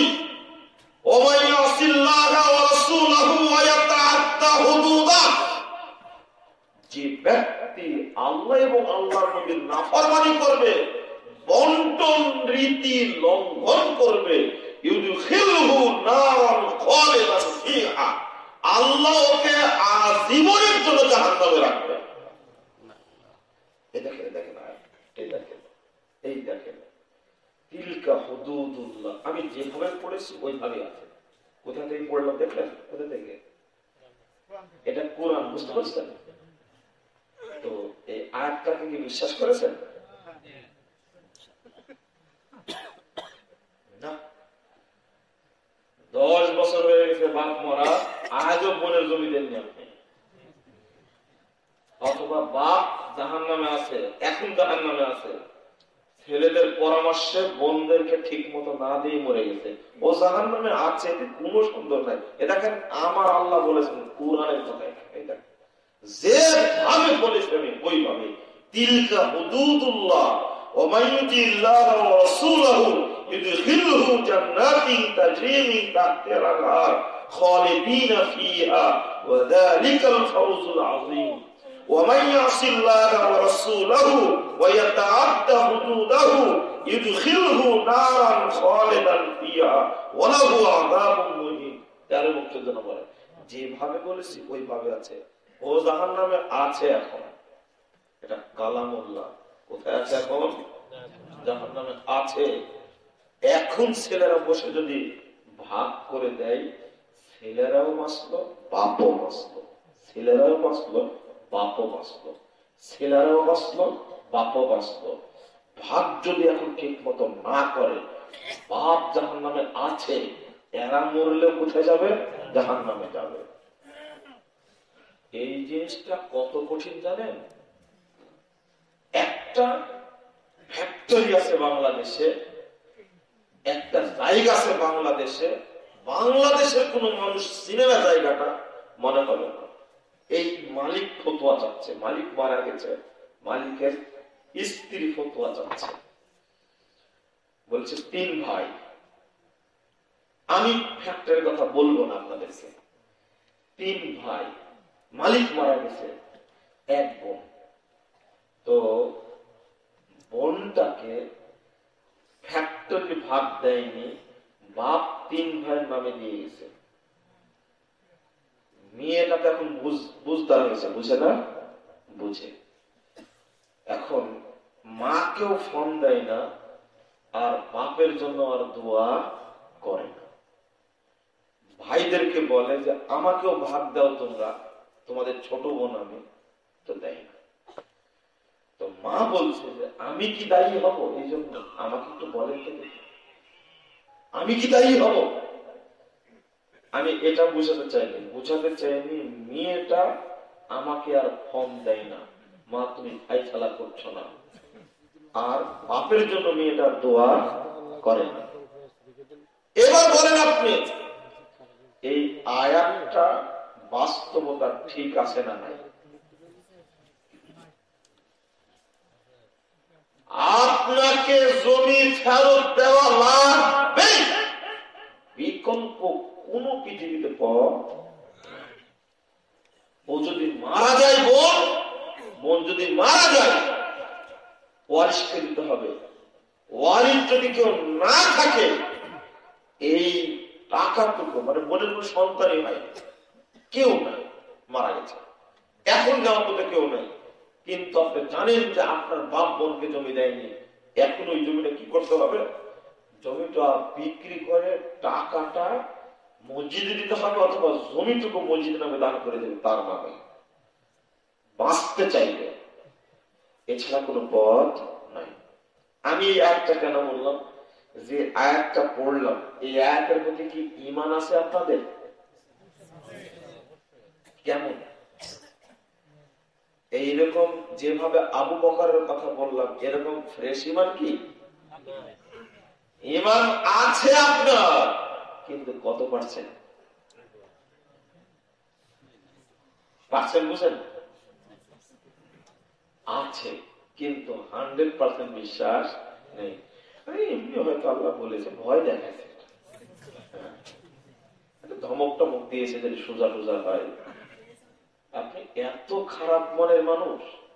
এটা কালামুল্লাহ, এটা কি কালামুল্লাহ? এটা পৃথিবীতে আজ পর্যন্ত এর ব্যতিক্রম 19 সাড়ে 19 হয়নি, 19 হয়নি, 20 সাড়ে 20 হয়নি, 20 হয়নি, সাড়ে 19 হয়নি, 20 আছে, 100 আছে। এর হুকুমের ব্যতিক্রম আজও হয়নি, কিয়ামত পর্যন্ত হবে না, হবে না, অবশ্যই হবে না। যেভাবে বলা আছে এইভাবে বাস্তবায়িত হবে, এইভাবে বাস্তবায়িত হবে, বাঁচার কোন পথ নাই। আগে পানির প্রতি ঈমান আনেন। আমি একটা জিনিস বুঝে আপনাকে, আলী রাদিয়াল্লাহু আনহু চিনেন? কে বলেন তো? আল্লাহর নবীর জামাই ছিল। মানুষের আত্মীয়তার দিকটা এতই মধুর, বলেন যে তিনি যেন খলিফা, চতুর্থ খলিফা, তাই না? আল্লাহর নবীর মদিনা থেকে মক্কায় আসবেন, মক্কা বিজয়ের একটা পরিকল্পনা নিয়েছেন। বুঝতে পারেননি কথা? মক্কা বিজয়ের কি নিয়েছেন? পরিকল্পনা নিয়েছেন। পরিকল্পনা নিয়ে যে বৈঠকে আলোচনা হয়েছে, ওই বৈঠকে বাদরি সাহাবী ছিলেন নাম হাতিবুল বালতা। তিনি আত্মীয়তার মহব্বতে করেছেন কি, যেহেতু মক্কা বিজয়ী হবে, অমুক দিন যাবে, একটা পত্র লেগেছে, অমুক দিন আমরা যেতে পারি, তোমরা রেডি থাকবে, সাবধান থাকবে, দূরে চলে যাবো। এই চিঠিটা লেখে ফাঁস করে দিয়েছে, মহিলাকে দিয়েছে, মহিলা নিয়ে যাচ্ছে মক্কায়। মদিনা থেকে রওনা দিয়েছে, প্রায় মক্কার কাছাকাছি চলে আসছে। আল্লাহ জিবরিলকে পাঠিয়েছেন, জিবরিলও জানে না। বুঝতে পারছেন? এই দেখো ব্যাকুব, ওই ব্যাকুব বলে মোহাম্মদ গায়েব জানে। ব্যাকুব কত চিন্তা করে দেখেন, গায়েব শুধু কি মোহাম্মদ জানে? ওই ফাজাইল আমল, তাবলীগের ফাজাইল আমলের মধ্যে লেখা আছে, লা ইলাহা ইল্লাল্লাহ ফজিলতের মধ্যে লেখা আছে যে এক ছেলে হঠাৎ করে চিৎকার করে উঠছে, চিৎকার করে উঠে বলছে কি, আমার আম্মা জাহান্নামে পড়ছে, আমার মা জাহান্নামে পড়ছে, আমার মা জাহান্নামে পড়ছে। তখন এক মুরব্বী বলছে যে জাহান্নামে পড়ছে মানে? আমি দেখতে পাচ্ছি আমার মা জাহান্নামে পড়ছে, মানে ও কাশ হাসিল করেছে, কাশ হাসিল করেছে। তখন ওই মুরব্বী বলছে, আমার কাছে আগে থেকে ৭০,০০০ বার লা ইলাহা ইল্লাল্লাহ পড়া ছিল, তার মধ্যে থেকে আমি একটা অংশ তার মায়ের জন্য বকশিয়ে দিলাম। দেওয়ার সাথে সাথে ছেলেটা একটু পরে বলছে, চাচা আমার মা জাহান্নাম থেকে বেঁচে গেছে, জান্নাতে চলে গেছে। তখন এখন মুরব্বী বলছে যে এই ঘটনাতে দুইটা ফজিলত হলো। একটা হলো এই যে এই ছেলেটা গায়েবের খবর বলতে পারে। কি বুঝলেন আপনারা বলেন তো দেখি? আর ২ নম্বর, লা ইলাহা ইল্লাল্লাহ বরকত পাওয়ার যে আছে আসলে, এটা আমি বুঝতে পারলাম। 2টা খবর। বলেন তো এই ঘটনা সত্য না মিথ্যা? নগদ মিথ্যা কথা, নগদ মিথ্যা কথা। এ দেখেন আল্লাহর নবী গায়েব জানেন না, চিঠি নিয়ে মক্কায় পাশাপাশি চলে গেছে।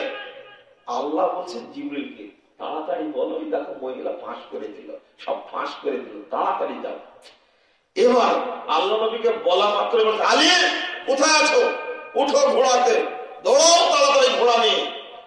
এক মহিলা রাস্তায় আছে, এই মহিলার কাছে পত্র আছে, এই মহিলার কাছে পত্র আছে, ফাঁস করে দিল সব আমাদের পরিকল্পনা। গেল, যাওয়ার পরে প্রায় কাছাকাছি এসে মহিলাকে ধরে ফেললে। কে? আলী রাদিয়াল্লাহু আনহু ধরে ফেললে। ঘটনা পরস্পর ঠিক আছে তো? শুনছেন তো ভালো করে? ধরার পরে বলছেন, তোমার কাছে পত্র আছে, পত্রটা দাও। তখন মহিলা বলছে, আল্লাহ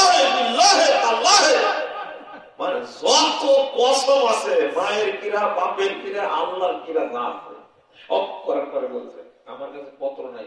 দেখো আলী, তুমি বিশ্বাস করো, দেখো বিশ্বাস করো, আমার কাছে পত্র নাই, তোমাকে চাপাচাপি করো না, আমার সাথে হাতে দুটো বলতা দেখা, যত কথা আছে সব বলছে। এবার কি হবে বলেন তো? এবার ফোন দিতে হবে যে আল্লাহ নবী এ তো বলে যে আমার কাছে কিছু নাই, আল্লাহর কসম কিরা কেটে সব বলতেছে। ফোন না দেবো স্যার বলেন তো, ফোন তো নাই, ফোন ছিল, এবার কি করব? বুঝতে পারেননি আপনারা কেন বলছি? আলী রাদিয়াল্লাহু আনহু বলছে, আরে বলিস কি রে, আমার নবী বলে পাঠিয়েছেন তোর কাছে পত্র আছে, অতএব পত্র আছে। শ্বাস যদি পত্র বের করে না দিস না, উল্কি আন্না সিয়ালার, তোর কাপড় খুলে আমি চেক করবো, পত্র বের করেছি, এই পত্র। এই দেখেন, ফোন লাগে না, টেলিফোন লাগে না, লোক পাঠানো লাগে না, নবী বলে দিয়েছেন। নবীর কথাকে এই রূপ বিশ্বাস করতে হয়। সোজা হয়ে কাপড় খুলে চেক করলেও পাওয়া যেত না। মহিলা এই কথা শুনে চুলের ঝুঁটির মধ্যে থেকে পত্র খুলে ঠিকই আলীকে দিয়ে দিল। বলেন আকীদার জোর না থাকলে, আকীদার জোর না থাকলে কি পত্র বের করা যেত? এর নাম হলো নবীর কথা বিশ্বাস করা, এর নাম হলো নবীর কথা বিশ্বাস করা। দেখি বিশ্বাস করেন কিনা, দেখি বিশ্বাস করেন কিনা। 5907 নম্বর হাদিস, একটা 5907 নম্বর হাদিস নাসাই। খুব মনোযোগ দিয়ে শোনেন। আল্লাহ নবী মুহাম্মদ সাল্লাল্লাহু আলাইহি ওয়াসাল্লাম বলছেন, কুল্লু মুসকিরিন হারাম, যত মাদক দ্রব্য আছে সব কি হারাম। বিড়ি, তামাক, জর্দা, গুল, আলাপাতা, সিগারেট, মদ, গাঁজা, সোয়ানি যা আছে সব কি হারাম। জর্দাও সাথে কিন্তু আছে, হারাম। তো এরপর আল্লাহ বলছে, ইন্নাল্লাহ আযজা ওয়া জাল্লা, নিশ্চয় আল্লাহ তাআলা ওয়াদা করেছেন, আল্লাহ তাআলা অঙ্গীকার করেছেন, আল্লাহ তাআলা প্রতিজ্ঞা করেছেন, নিশ্চয় আল্লাহ তাআলা প্রতিজ্ঞা করেছেন, ওয়াদা করেছেন, অঙ্গীকার করেছেন, লিমান শারিবাল মুসকির, যে ব্যক্তি নিশাজাতীয় দ্রব্য পান করে তার জন্য আল্লাহ ওয়াদা করেছেন। কি সুসংবাদ দেখছেন? যারা নিশাজাতীয় দ্রব্য পান করে তাদের জন্য আল্লাহ ওয়াদা করেছেন। কি ওয়াদা? আই ইয়াসকিয়াহু ইয়াওমাল কিয়ামাতি তিনাতুল খাবাল, কিয়ামতের দিন এদেরকে তিনাতুল খাবাল দ্বারা আপ্যায়ন করাবে। তো সাহাবীরা বুঝেন না তিনাতুল খাবাল মানে। তখন আল্লাহ রাসূল বলেছেন, ও তিনাতুল খাবাল বোঝো না, আরে আহলিন নার আও উসারাতু আহলিন নার। তিনাতুল খাবালটা হলো জাহান্নামীদেরকে পোড়ানোর কারণে তাদের দেহ থেকে যে পুঁজ, রক্ত, গলিত গোস্ত বের হবে, ঘাম বের হবে, একটা ড্রেনে জমা হবে। কোথায় জমা হবে? ড্রেনে জমা হবে। এই ড্রেন থেকে আল্লাহ কিয়ামতের দিন এই মদখোর, গাঁজাখোর, বেড়িখোর, তাড়িখোর এদেরকে তিনি জুস পান করান।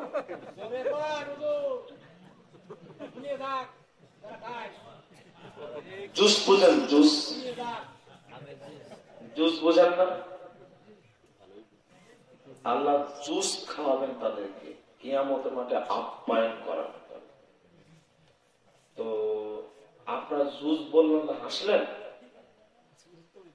এই বলো তো এখানে কে আছে ছেলে? জুসের আরবি কি বলো তো? আসির মানে জুস। ঠিক বলেছে। আসির আরবি শব্দের অর্থ জুস। আল্লাহ নবী আজ থেকে 1450 বছর পূর্বে ঔসারতুন শব্দ ব্যবহার করেছেন, একই শব্দ। আল্লাহ নবী জুসের কথাই বলেছেন, আমি ওই জন্য জুসই অনুবাদ করেছি। পুঁজ, রক্ত আর গোস্তের গলিত পদার্থ মিশ্রিত করে একে জুস বানানো হবে। আর বিড়িখোরদেরকে আল্লাহ কিয়ামতের মাঠে খাওয়াবে। আর যারা বিক্রি করে এরা ভাগ একটু বেশি পাবে। আপনারা হাসছেন, মানে এই বিড়িখোররা কাছে গেলেই পায়। ওই যে ব্যবসায়ী আছে, খুব মাথা মোটা, বুদ্ধি শুদ্ধি কিচ্ছু নাই, ও বিড়ি ব্যবসা করে কেন? ওর দোকানে বড় জর্দা কেন? লজ্জা করার কিছু আছে? এই বিড়িখোর যদি বিড়ি খেতেই চায়, অন্তত যেন মনিরামপুর কিসের আর মুজগুন্নি কিসের কোথায় যেন না পাওয়া যায়, অন্তত যেন যশোরে যায়, হিন্দুর দোকানে যেন পাওয়া যায় না। ও যেন ওই দোকান থেকে কিনে। কেন এই দোকানে পাওয়া যাবে? বেড়ি তামাক জর্দা বিড়ি কেন পাওয়া যাবে? ও ভাগে একটু বেশি পাবে। মানে কি, ও সহযোগিতা করেছে, না পেলে দূরে যেতে হতো। অতএব মনে করেন না বিক্রি করলে কোনো সমস্যা না, খেলে সমস্যা। বিক্রি করলে যতটুকু পাবে, খেলে তার চেয়ে কম পাবে। বিক্রি যে করবে ভাগে সে একটু কম বেশি পাবেই, এতে কোনো সন্দেহ নেই। এর অঞ্চলে সমস্ত মাদক দ্রব্য বিক্রি করা হারাম। খাওয়া তো হারাম করলাম, কথা তো ওইটা না। আরে খাবেন কি খাবেন না পরের ব্যাপার। হাদিসটাতে বললাম, বিশ্বাস হলো? আরে আপনিও তো অবশ্যই বলবেন আপনি খান দিন। আমি তাদেরকে বুঝতে করছি, আমি দুই শ্রেণীর মানুষকে দেখতে পারি না, এদেরকে আমি সহ্য করতে পারি না। নাম্বার ওয়ান, যারা তামাকখোর, বিড়িখোর, গুলখোর, জর্দাখোর। আর ওই হুজুরকে তো আরোই দেখতে পারে না, এই হুজুর ফতোয়া দিতে বিড়ি খাওয়া মাকরুহ, এ আসলে জর্দাখোর আর গুলখোর এই হুজুর। তারপরে বিড়ির ফতোয়া হালকা দিয়েছে হুজুর, তারও হুজুর। আবার বলে কি জানেন, গুল খেলে কণ্ঠটা ভালো হয়, কেরাতটা ভালো হয়। আরে বেয়াদত্ব তো ওজুই নাই, সালাতে দাঁড়ায় কেরাতটা কি ভালো হবে? কত বড় বেয়াদত দেখছে, ওর ওজুই নাই। জর্দা মুখে দেওয়া মাত্র ওজু নষ্ট হয়ে যাবে, গুল মুখে দেওয়া মাত্র ওজু নষ্ট হয়ে যাবে, ওর ওজু নাই।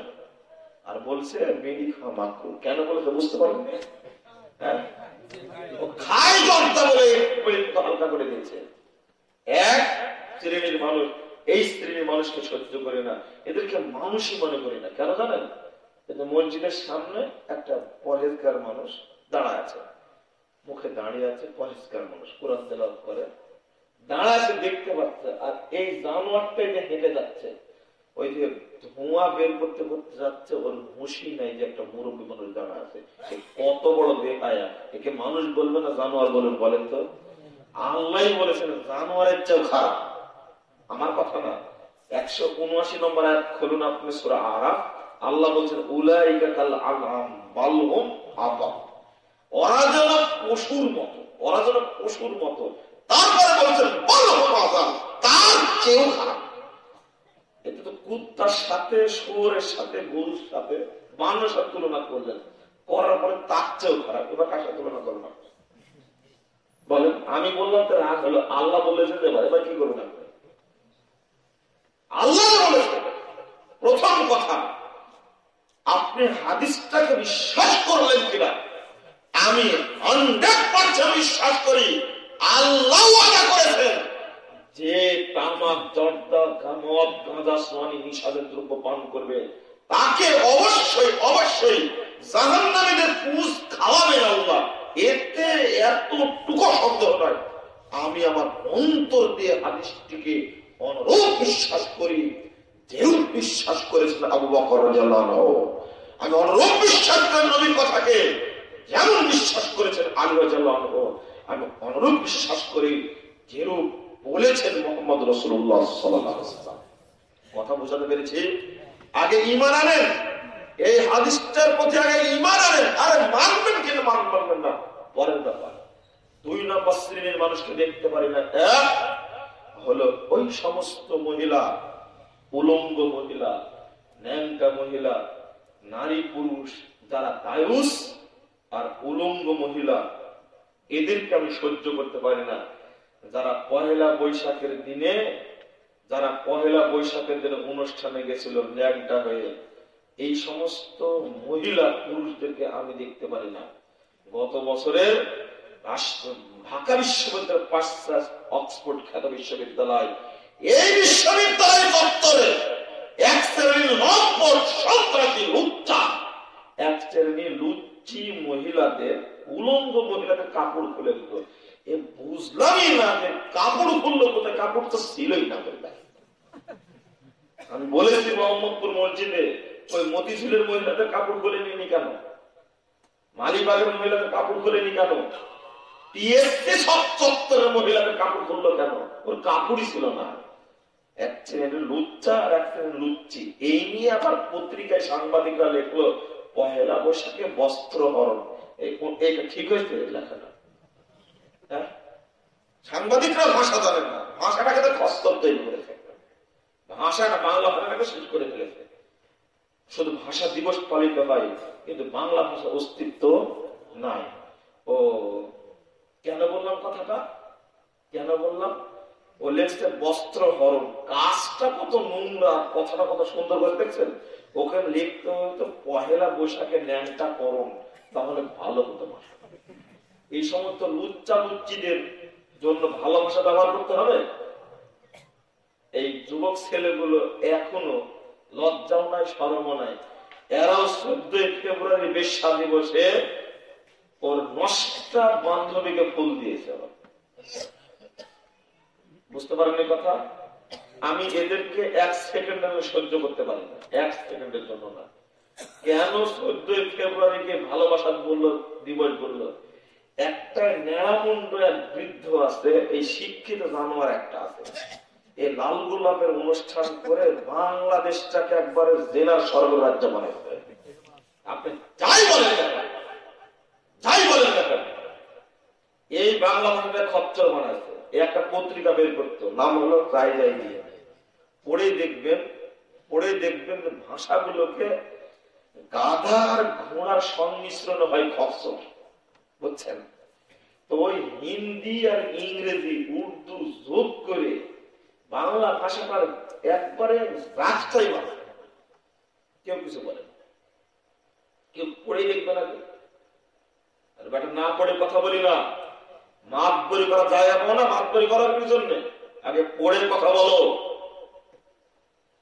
না পড়ে মুজাফফর কথা বলে না। কেন ভালোবাসা দিবস আয়োজন করতে হবে বাংলাদেশের বুকে? 90% মুসলমান এই দেশে। আপনাকে সহ্য করবো কি করে হাজী সাহেব? আপনাকেও সহ্য করবো কি করে? মেয়েটাকে শিক্ষা সভারে পাঠাচ্ছে না সেন্ট মার্টিনে, তার সাথে পাঠাচ্ছে না। ও কলেজে, যশোর কলেজে পড়ে, পাঠাচ্ছে শিক্ষা সভারে কোথায়? সেন্ট মার্টিনে। আর বাড়িতে বসে বসে তাহাজ্জুদের পার্টিতে বসে দোয়া করছে, আল্লাহ মেয়েটাকে তুমি সহি সালামতে ফেরত নিয়ে আসো। এই সহি সালামতে আসবে, এই পাপের লজ্জা আছে? বলেন, এই যে সম্মান করবো কি করে? ওর সাথে কেউ নেই, অনার্সে পড়ে মেয়েটা, ওর বন্ধুরা আছে, আসল টিচারেরা। বাপের তো বিশ্বাস আমার মেয়েটা হলো ফেরেশতা, আর তার বন্ধুরা হলো জিন, আর তার টিচার হলো ভূত। পরস্পরের সাথে সাক্ষাৎ হবে না। আপনি হাসছেন কেন? আপনার বাড়িতে গায়ে হলুদের অনুষ্ঠান হয় না? 1 সপ্তাহ যাবৎ হিন্দি গান বাজে কেন? আপনাকে কে মুসল্লি বলেছে? আবার ঠিকই ফজরের সালাত দেশে হাজির আপনি। ছি ছি ছি, আপনার সালাত কবুল হয় না, আপনার ঈমানই নাই। যদি ঈমান থাকতো আপনার বাড়িতে গায়ে হলুদের অনুষ্ঠান হতো না। ভুল হয়েছে, আজ থেকে তওবা করুন, আর জীবনে বাড়িতে ঘটনা না ঘটে। একটা মেয়েকে সুন্দর করে উলঙ্গ করে সাজায় বসা রাখছে, তো ক্ষীর খাওয়ানো বুঝেন আপনারা? খুব ভালো করে খাওয়ান, তাই না? আচ্ছা, এই মেয়েটাকে পাড়ার পুরুষদের জন্য ফ্রি করে দিলেন কি করে বলেন তো দেখি? বলেন আমাকে, এই মুরব্বী কোথায় যাবে? এই মুরব্বী হলো দায়ুস, এই মুরব্বী দায়ুস, আর এই মহিলা খান্নাস। আল্লাহ নবী মুহাম্মদ সাল্লাল্লাহু আলাইহি ওয়াসাল্লাম বলেন, হাদিসটা আবার বলি, ঈমান আনেন কিনা দেখি, পরীক্ষা করে দেখেনি। 5372 নম্বর হাদিস, মুসনাদ আহমদ। আল্লাহ নবী সাল্লাল্লাহু আলাইহি ওয়াসাল্লাম বলেন, সালাসাতুল কাদ হারামাল্লাহু আলাইহিমুল জান্নাহ, তিন শ্রেণীর মানুষের উপরে আল্লাহ জান্নাতকে হারাম করেছেন। মুসনাদে বানসারে আসছে 4 শ্রেণীর মানুষ। এক, মুদমিনুল খামার, যারা নেশাজাতীয় দ্রব্য পান করে তাদের উপরে জান্নাত হারাম। 2, ওয়ার রাজিলা, যারা যে সমস্ত মহিলা পুরুষের পোশাক পরে তাদের উপরে জান্নাত হারাম। এখন তো নারী পুরুষ চিনাই যায় না, চলে না আপনার যশোরে নিউ মার্কেটে গিয়ে দেখবেন যে নারী কোনটা পুরুষ কোনটা চিনা আপনার মুশকিল আছে। 3, বল আকু, যার পিতা মাতার অবাধ্য তাদের উপরে জান্নাত হারাম। 4, ওয়াদায়ুস আল্লাযী ইকুরু ফি আহলিল খাবাস। আমি আগে একটা কথা বললাম না, যদি স্ত্রী সহ আপনি খুতবা শুনতে যান, আজকে যদি আলোচনা শুনতে আসতেন স্ত্রী সহ, একটা কাজ হতো। খুতবার পরে বাড়িতে গেছেন, যাওয়ার পরে দেখছেন যে যেহেতু ফ্রি দিন, ছুটির দিন, আপনি বাড়িতে আছেন, ঠিক আসর পর পরে, আসর থেকে মাগরিবের মাঝখানে কিন্তু জুমার দিন দোয়া কবুল হয়, এটা কি জানেন? এই ইবলিস শয়তানরা, বিধর্মীরা এই দিন এই সময়টাকে ওরা চয়েস করে নিয়েছে, মুসলমানরা যেন এই সময় ব্যস্ত থাকে। আল্লাহ নবী বলছেন যে আসর থেকে মাগরিবের মাঝখানে যে সময়টুকু অল্প সময়, এই সময়ের মধ্যে শুক্রবারে দোয়া কবুল হয়। এই সময়ে আদম আলাইহিস সালামকে আল্লাহ সৃষ্টি করেছেন, তো এই সময়ে ইস্টার জালসা দিয়ে ব্যস্ত রাখছেন মুসলমানদের। তখন আপনি দেখছেন যে কি ব্যাপার, কোথায় গেল? আপনি রেস্ট নিচ্ছেন, আপনার স্ত্রী নাই, দেখছেন যে ও সুন্দর ভাবে বসে ইস্টার জালসা দেখছেন। তখন বললাম যে এই, তোমার লজ্জা শরম আছে? তোমার কেন আমি বক্তব্য শোনানোর জন্য গেছিলাম, শুনলে না সেদিনে? যে বাড়িতে বেহায়াপনা থাকে এই লোক দায়ুস, আমাকে তুমি দায়ুস বানাতে চাও? প্রথমে মারবেন না, অপমান করবে, তো অন্তত লজ্জা করবে। আরেকটা কাজ হবে যে এই যে তামাক, জর্দা, বিড়ি, সিগারেটের ওয়াজ শুনলেন না, বক্তব্য শুনলেন না? যদি আপনার স্বভাব থাকে নোংরা স্বভাব, দেখছেন যে বারান্দায় বসে বসে আপনি সিগারেট খাচ্ছেন, আপনার স্ত্রী আপনাকে ধরে নিয়ে আসছিল যে চলো যাই একটু বক্তব্য শুনতে, মুজাফফর বিন মুহসিন আসতে, মুজফুর নিতে একটু আলোচনা শুনে আসছে, তো দেখছেন সকালবেলা ও বিড়ি খাচ্ছে। তখন মেয়েটা বলবে, আব্বু তোমার কি লজ্জা শরম নাই? কালকে কি শুনলে তুমি? কালকে তুমি কি শুনলে? তোমার লজ্জা একটুকু নাই? এদিকে বেটি অপমান করছে, মা শুনতে যে কি হয়েছে রে, কি হয়েছে? তো বাপ কি বলছে? দেখো, আসো দেখো, লজ্জা নাই, শরম নাই, আব্বা এখন সিগারেট খাচ্ছে।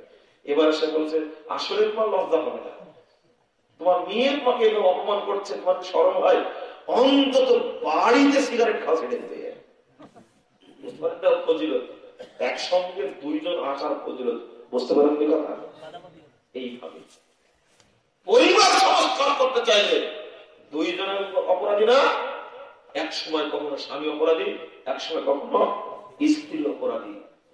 মেয়েটা সাজা বোরকা পরে যাচ্ছে, আম্মু কি ব্যাপার, বোরকা ছাড়া যাচ্ছে কেন? কালকে কি বক্তব্য শুনলে? তুমি কি আমাকে দায়ুস বানা জাহান্নামে যেতে চাও? তুমিও জাহান্নামে যাবে, আমিও যাব? তোমার বান্ধবীরা ন্যাংটা হয়ে যাক, তাতে যায় আসে না, বোরকা পরো, যাও, তাহলে বাড়িতে বসে থাকো। হয় বোন মেয়েকে বাড়ি থেকে বের করে দিবে, তাহলে নিজে বের হবেন, কিন্তু দায়ুস পরিবারে থাকা যাবে না। কেন?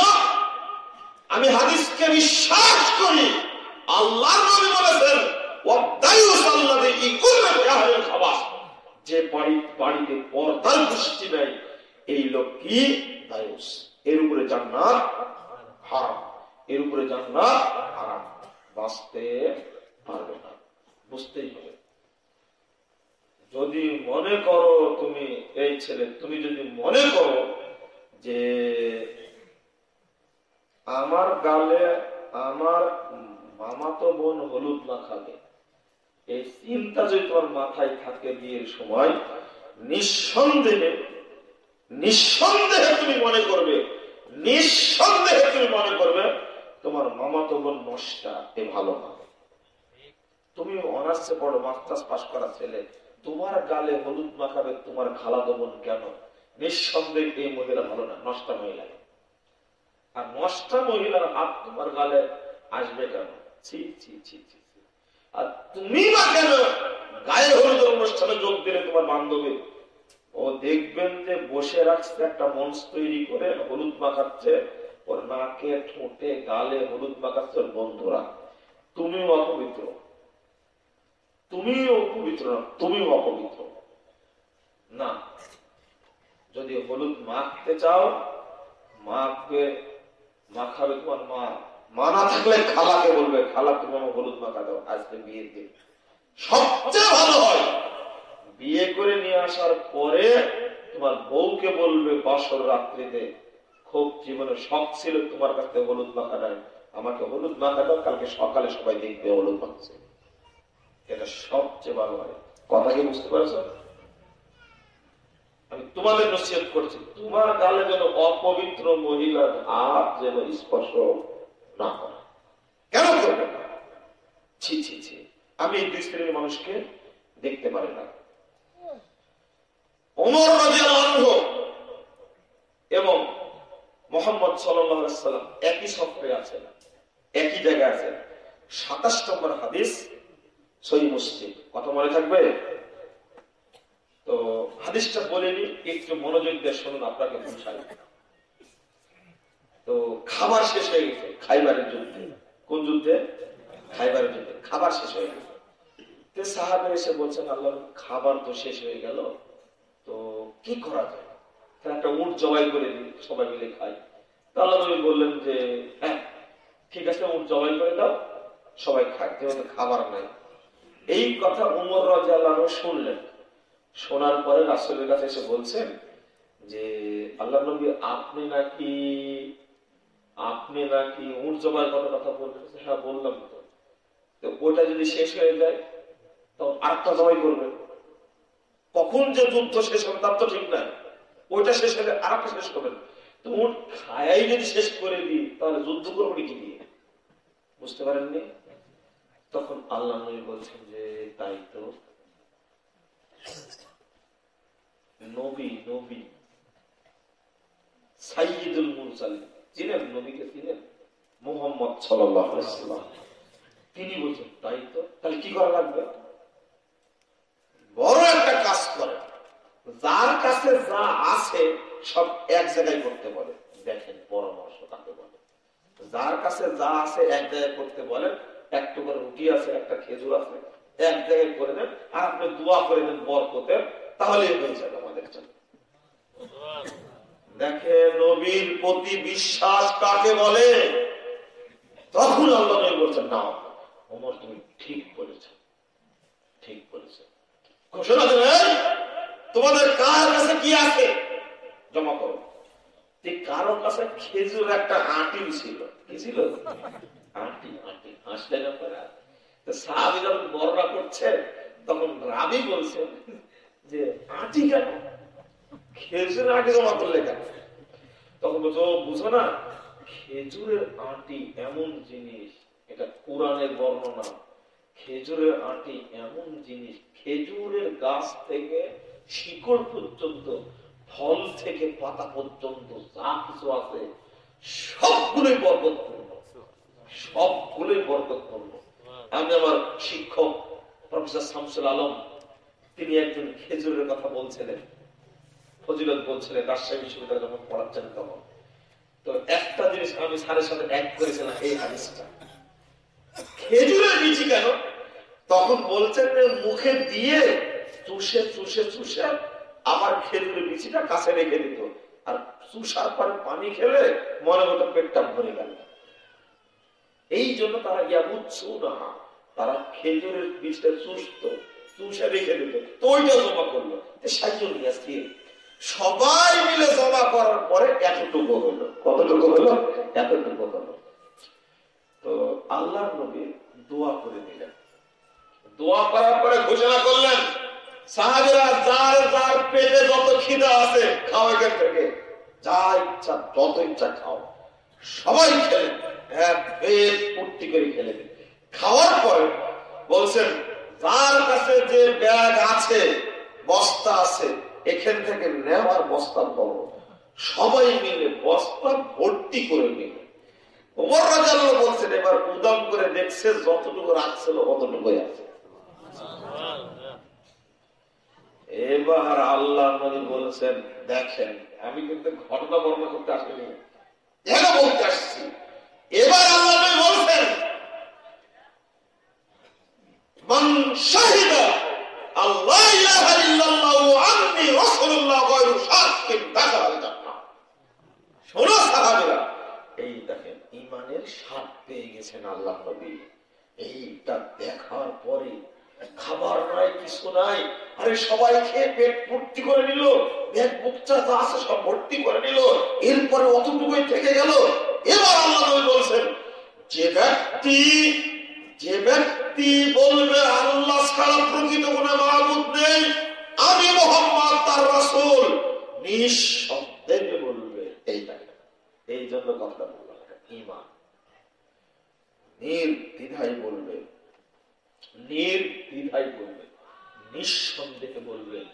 যে ব্যক্তি বলবে দাখালাল জান্নাহ, সে ব্যক্তি কোথায় যাবে? জান্নাতে চলে যাবে। আমি ঈমানের স্বচ্ছতা বুঝাতে পারিনি আপনাদেরকে, বুঝাতে পেরেছি? আচ্ছা, শেষ উদাহরণ এই ব্যাপারে বলবো। আপনার ঈমান প্রথমত দাবি করছি, যে বিশ্বাস করেন এই বিশ্বাসে ঈমান টিকবে না। এক, আল্লাহ সম্পর্কে বিশ্বাস করেন, কি বলেন তো দেখে? আল্লাহ সব জায়গায় আছে, তাই না? মৌলানা আব্দুর রউফ ছিলেন একজন খুলনার মানুষ, নাম শুনেছেন? খুব আল্লাহ তাকে জান্নাতবাসী করুন, আমিন। বড় মুনাফিক। হুজুরেরা তাকে ঠকানোর জন্য বাড়িতে গেছে একজন ওসিকে নিয়ে। আমার আব্বা গল্প করেছেন যে যখন নিয়ে আসলো, তখন আব্দুর রউফ সাহেব বসে আছেন, হুজুরেরা বসে আছে। তখন প্রথম প্রশ্ন করেছেন যে আপনি বলেন যে আল্লাহ নাকি সপ্তম আসমানের উপর, ইনারা বলছেন সব জায়গায়। ওসি সাহেবকে বলে জিজ্ঞেস করেন যে ওনারা সব জায়গায় আছে, তার দলিল কি? তো আব্দুর রউফ সাহেব বললেন, সব জায়গায় আসছেন এইটা আগে প্রমাণ হোক, তারপরে দলিল নেই। সব জায়গায় আছে এটা প্রমাণ হোক। তো প্রশ্ন করছেন যে আপনি যে জায়গায় বসে আছেন, চেয়ারের নিচে, এই চেয়ার নিচে জায়গাটা ফাঁকা আছে না? এই জায়গায় কি আল্লাহ আছে? বুঝতে পারেন এই কথা? বলেন, আপনি তো দেওবন্দ পড়া মানুষ, বলেন তো এই জায়গাটা ফাঁকা আছে, তাহলে কি এখানে আল্লাহ আছে? হুজুর কোন উত্তর। আল্লাহ তুমি তাকে জান্নাতবাসী করো, আল্লাহ কবুল করো, আমাদের দাবি কবুল করো। না, ইট পাটকেল পড়ছে, আমার আব্বা বলছেন যে ইট পাটকেল পড়ছে, প্রোগ্রাম বন্ধ হয়ে গেল, আবার এসে রক্ত ঝরছে, আবার বক্তব্য শুরু করলেন। একই কথা, কথা কোনো সেন্স নাই, ব্যাখ্যান বটে। উনি যেভাবে আকস্মিক বক্তব্য দিয়ে পৃথিবীতে বিদায় নিয়েছেন, আমাদের এক একটা হুঙ্কার সিংহের মতো আওয়াজ যেন না আর হবে না। তো শেষে এক কথাটাই বলছে, ডিসি সাহেব বলছেন যে আপনি উত্তর দেন না, এটা সহজ উত্তর। আপনাদের নিচে, আপনার নিচের জায়গাটুকু, এখানে কি আল্লাহ আছে? আপনাদের বললেন সব জায়গায় আল্লাহ আছে, এই উত্তর দিতে পারছেন না। হুজুর চুপ, এক প্রশ্নের বিষয় শেষ। বলছেন আপনি এই লোকটার সাথে বাস করতে আসছেন, এতজন লোক কেন একটা প্রশ্ন উত্তর দিতে পারলেন না? আপনারাই বলছেন আল্লাহ সর্বত্র বিরাজমান। দ্বিতীয় প্রশ্ন করছেন কি জানেন? যে আল্লাহ নিরাকার, নিরাকার দেখা যায় না, নিরাকার হলো কি দেখা যায় না। তখন আব্দুর রউফ সাহেব বলছেন, আপনি বলেন তো আবু হানিফা রাহিমাহুল্লাহ আল্লাহকে 99 বার স্বপ্ন দেখেছেন, ঘটনা ঠিক না ঠিক? হুজুর চুপ। বুঝেননি কথা আপনারা? আল্লাহ তাকে কি বুদ্ধি দিয়েছেন! আরে আমরা তো অনেক অনেক দলিল আদিল্লাহ এটা দিয়ে বোঝানোর পরে না বুঝতে এক বাক্যে কথা শেষ। তখন ডিসি সাহেব বলছেন, নিরাকারী যদি হয় আবু হানিফা 99 বার স্বপ্ন দেখলেন কি? তখন ডিসি সাহেবকে বলছেন যে ডিসি সাহেব আপনি বিচারক, উত্তর তো আপনার কাছে চাইনি, আপনি চুপ করে বসে থাকেন, হুজুরই উত্তর দিক।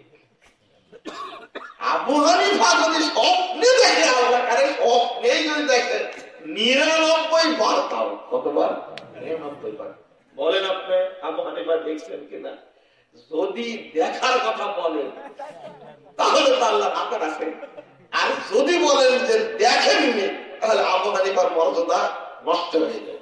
কি করবে এবার? কোনো উত্তর নেই। জানেন পড়াশোনা কিছু জানেন? পড়াশোনা কিছু জানেন? কেন আসতেন? আমার আব্বা বলেন যে এই যে লোকগুলিকে অপমান অপদর্শন করে বের করে দিল, ডিসি সাহেব বলছেন আপনার বাড়ি কোথায়? আমার বাড়ি দক্ষিণবঙ্গের খুলনা জেলা। আপনি খুলনা থেকে এসে এইভাবে আলেমদেরকে, এই এলাকার আলেমদেরকে বের করে দিলেন। এই এলাকার কেন, পৃথিবীর যে কোনো জায়গা থেকে আসলে আল্লাহর মর্যাদাকে নষ্ট করলে সাইজ করে দেব। এর নাম আমি আব্দুর রব সাহেবের কথা ভুলতে পারি না। তার বইগুলো পড়ার এক একটা ভাষা বললে তেজি আলাদা, তেজি আলাদা। আপনার ঈমান নাই। 2, নবীকে মনে করেন আপনি কি নূরের তৈরি। আস্তাগফিরুল্লাহ, নাউযুবিল্লাহ, নাউযুবিল্লাহ। আচ্ছা, এতক্ষণ বুঝে কি মনে হলো নবী নূরের তৈরি? আচ্ছা, সফটওয়্যার বুঝেন কি আপনারা? যারা সফটওয়্যার বুঝেন, মুরব্বীরা বুঝে না, যারা এই আধুনিক ছেলেমেয়েরা সফটওয়্যার বুঝে। যারা নূরের তৈরি ওদেরকে সফটওয়্যার দেওয়া আছে, হ্যাঁ, এরা সফটওয়্যারের বাইরে কোনো কিছু করতে পারে না। তারা কারা? ফেরেশতা। বুঝতে পারেন না? ওর যা দেওয়া আছে ওর মধ্যে, এর বাইরে কিছু ওরা বলতে পারবে না। তো নবী মোহাম্মদ, ফেরেশতাদের ভুল হয় বলেন তো? একটা প্রমাণ দেন তো ফেরেশতার ভুল হয়? আরে ভুল তো হবেই না, ওই ভুল হওয়ার কোনো অপশনই নাই ওর মধ্যে। তো নবীর যে ভুল হয়েছে, এটা নবীর মাটির তৈরি ভুল হয়েছে। আচ্ছা, জিবরিল আমিনের কয়টা বাচ্চা বলেন তো দেখি? একটাও না। মিকাইলের একটাও না। কোন ফেরেশতার বাচ্চা কাচ্চা নাই? আমার নবীর বাচ্চা কাচ্চা ছিল না? নাই, ছিল না? ছিল। বউ বাচ্চা ছিল না? ছিল। তো যদি নবী মোহাম্মদ সাল্লাল্লাহু আলাইহি সাল্লামের বাচ্চা কাচ্চা থাকে, তো নূরের তৈরি কেমনে হলো? আর একটা বিষয়, আমি প্রথম ইমানের 2টা জিনিস ধরেছি, বুঝতে পারেন কথা? বিশ্বাস করতে হবে আল্লাহ আরশের উপরে কি দেখেন, অনুবাদে ভুল হয়ে গেছে। আমি সেদিনে পড়ালাম কোথায় যেন, কতবার আবার ভুল করছে। আকীদার বক্তব্য দিব কি করে, আকীদার বক্তব্য দিব কি করে, আমার মাথায় ধরে না। আকীদার বক্তব্য দিব কি করে মাথায় ধরে না। কেন বলছি? আকীদার বক্তব্য মানুষ শোনে না। ভাষাটা হলো আরশের উপরে আল্লাহ সমুন্নত। সমাসীন বললে ভুল হবে, সমাসীন বললে কি হবে? ভুল হবে। আল্লাহ সপ্তম আসমানের উপরে সমুন্নত। যদি সমাসীন বলে, হিসাব করে দেখা যায়, আল্লাহ যদি আরশের উপরে বসেন, আরশ কি থাকবে? কোনদিন মাথায় ধরেছে কথাটা? এই ব্যাখ্যা করতে গিয়ে মওদুদী সাহেব তিনি বলেছেন যেটা রূপ, কারণ আল্লাহু আকবার, আল্লাহ সবচেয়ে বড়।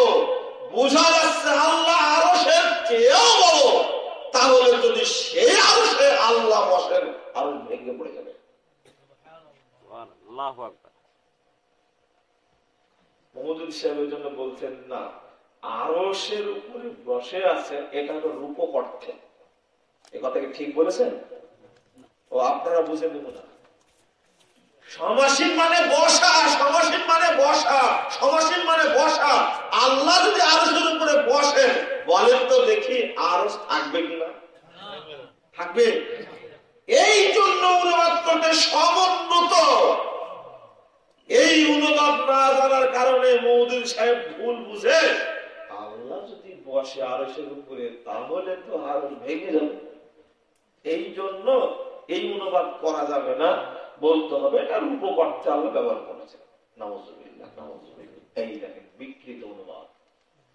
যেখানে ছিলাম আমি পৃষ্ঠার পর পৃষ্ঠা পড়িয়ে বুঝিয়ে দিয়েছি প্রখ্যাত মুফাসসিরে কোরআন, তিনি বলছেন আল্লাহু আকবার, তুমি কি বললে আমাকে, আমি তাফহিমুল কোরআনকে এত গুরুত্ব দিতাম, এত গুরুত্ব দিতাম। সব আল্লাহর সিফাতকে বিকৃত করা হয়েছে। 2 নম্বর কথা বলতে যাচ্ছিলাম, যারা বিশ্বাস করে নবী মুহাম্মদ নূরের তৈরি, তাদের আকীদা নষ্ট, তাদের আকীদাই নষ্ট, তাদের আকীদা নষ্ট, নষ্ট, নষ্ট, আকীদা ঠিক নয়। কেন বললাম কথা? এই মর্মে বলতে চাইলাম আপনাকে যে আল্লাহর নবী মাটির তৈরি। আল্লাহ শিখিয়ে দিচ্ছেন, কুল ইন্নামা আনা বাশার, বলুন মুহাম্মদ সাল্লাল্লাহু আলাইহি ওয়াসাল্লাম আমি মানুষ মাত্র। এরপরে বললেন মিসলুকুম, তোমাদের মতো। যদি তোমাদের মতো বললেন যখন আল্লাহ, আপনি এবার বলেন তাহলে নবী নূরের তৈরি না মাটির তৈরি? আচ্ছা প্রশ্ন, মানুষ কিসের তৈরি? দলিল রোমের 20 নম্বর আয়াত। এবার শিখছে, গতদিন একবার ধমক দিয়েছিলাম, মুখস্থ রাখতে হবে।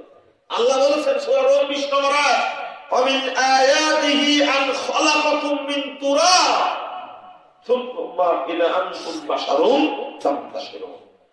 আল্লাহর আয়াতসমূহের মধ্যে একটি নিদর্শন হলো আল্লাহ তোমাদেরকে মাটি দ্বারা তৈরি করেছেন, অতঃপর তোমরা মানুষ হয়ে গোটা পৃথিবীতে ছড়িয়ে গেছে। কথা বোঝা গেছে? তাহলে আল্লাহ বলছেন তোমাদেরকে আমি তৈরি করেছি কি দ্বারা? মাটি দ্বারা। আদম আলাইহিস সালাম। এবার শুনুন হাদিস শুনুন, এবার হাদিস শুনুন। আল্লাহ নবী বলেছেন 413 পৃষ্ঠার হাদিস, সহিহ মুসলিমের 2য় খণ্ডের মধ্যে আসছে, খুলিকাতিল মালাইকা বিন নূর, ফেরেশতাদেরকে সৃষ্টি করা হয়েছে মাটি দ্বারা, আল্লাহ নূর দ্বারা। ফেরেশতাদেরকে সৃষ্টি করা হয়েছে নূর দ্বারা। আল্লাহ নবী বলেছেন ওয়া খুলিকাতিল জান্নু মিন মারিজিম মিন নার, জিনদেরকে সৃষ্টি করেছেন কি দ্বারা? আগুন দ্বারা। ওয়া খুলিকা আদম মিম্মা মুসিফা লাহু আই মিন তুরাব, আর আদমকে সৃষ্টি করেছেন কি দ্বারা? মাটি দ্বারা। তো নবী মুহাম্মদ সাল্লাল্লাহু আলাইহি ওয়াসাল্লাম কিসের তৈরি? মাটির তৈরি। নবী আদমের বাচ্চা না? আল্লাহর নবী মুহাম্মদ সাল্লাল্লাহু আলাইহি ওয়াসাল্লাম নিজেই পরিচয় নিজেই দিচ্ছেন। 3 জাতি 3 জিনিস দ্বারা তৈরি, তাই না? 3 জাতি, ফেরেশতারা কি দ্বারা? আর জিনরা, মানুষ। আল্লাহ নবী মানুষ ছিলেন।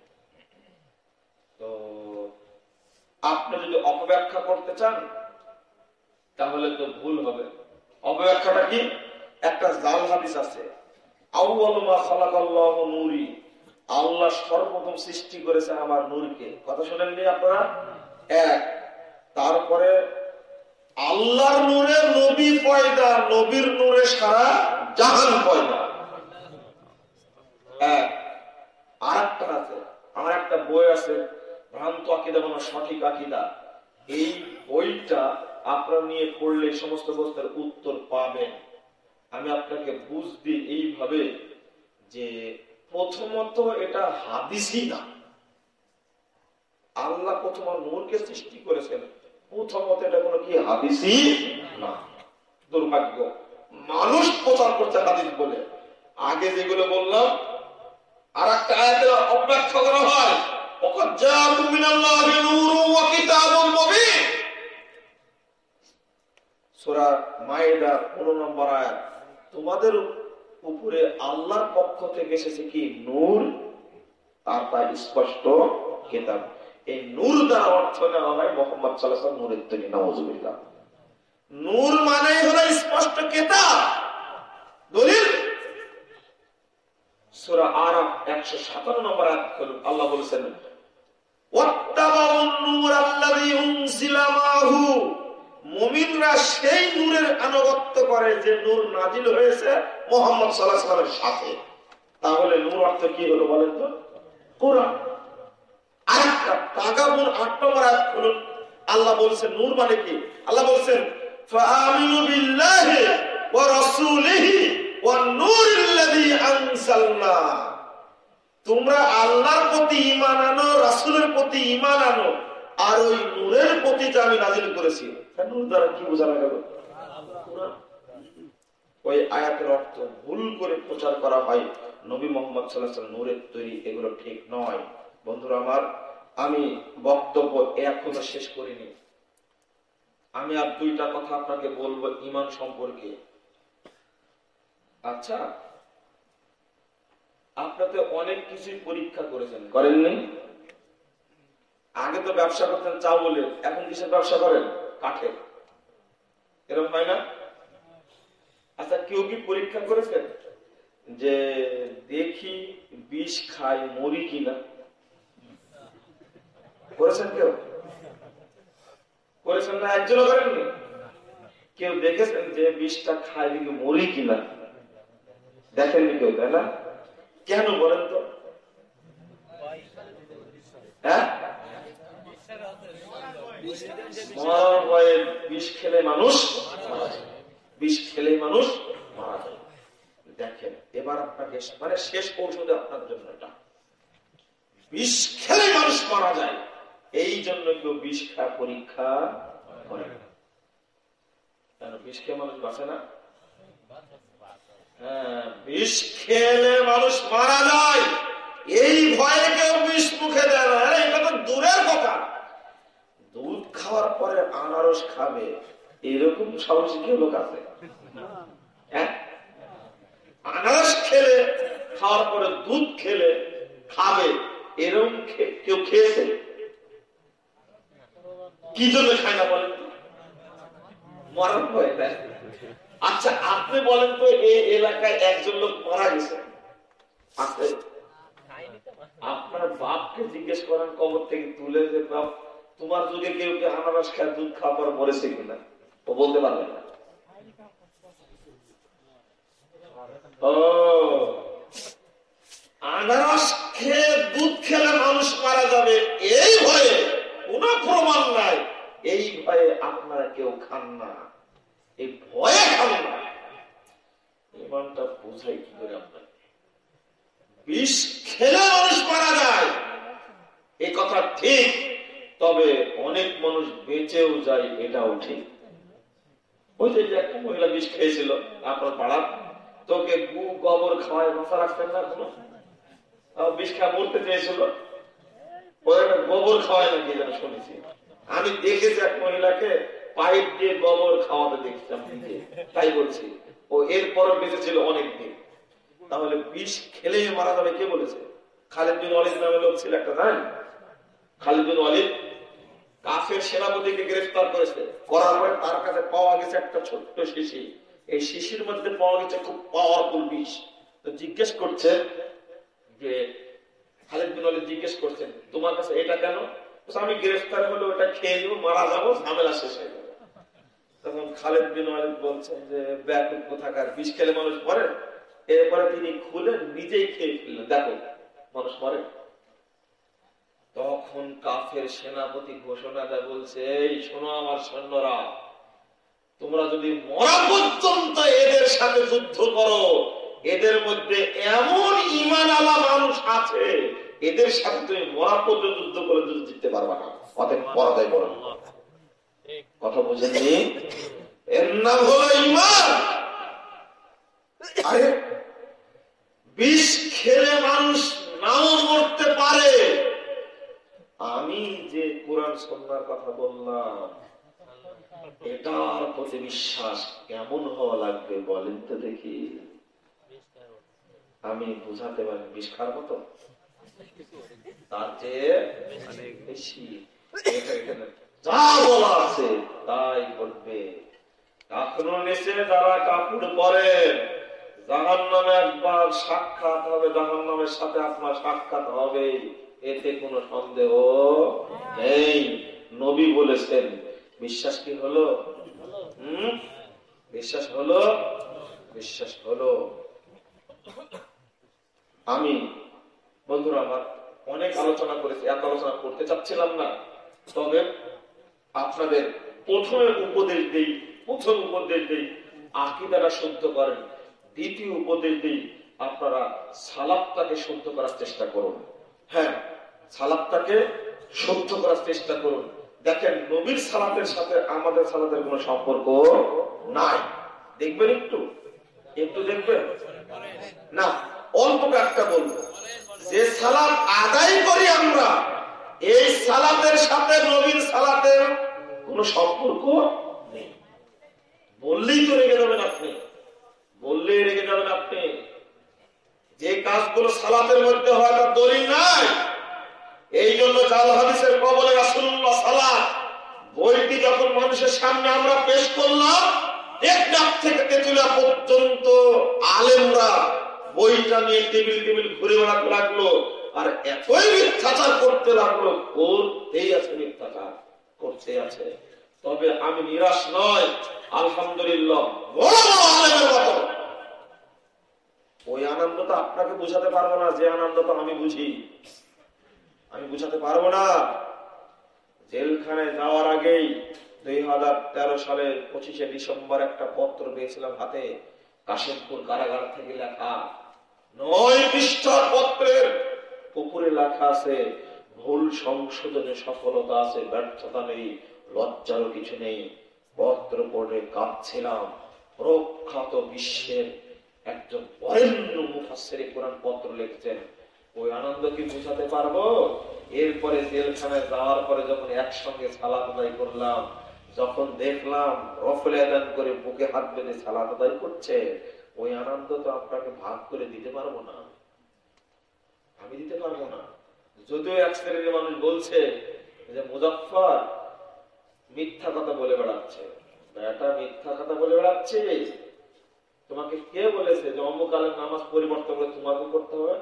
তুমি নবীর চেয়েও তাকে বেশি মূল্যায়ন করো, তাই না? খবর আছে তোমার। কোরআন পড়ে তুমি আকীদা পরিবর্তন করো না, হাদিস পড়ে আকীদা পরিবর্তন করো না।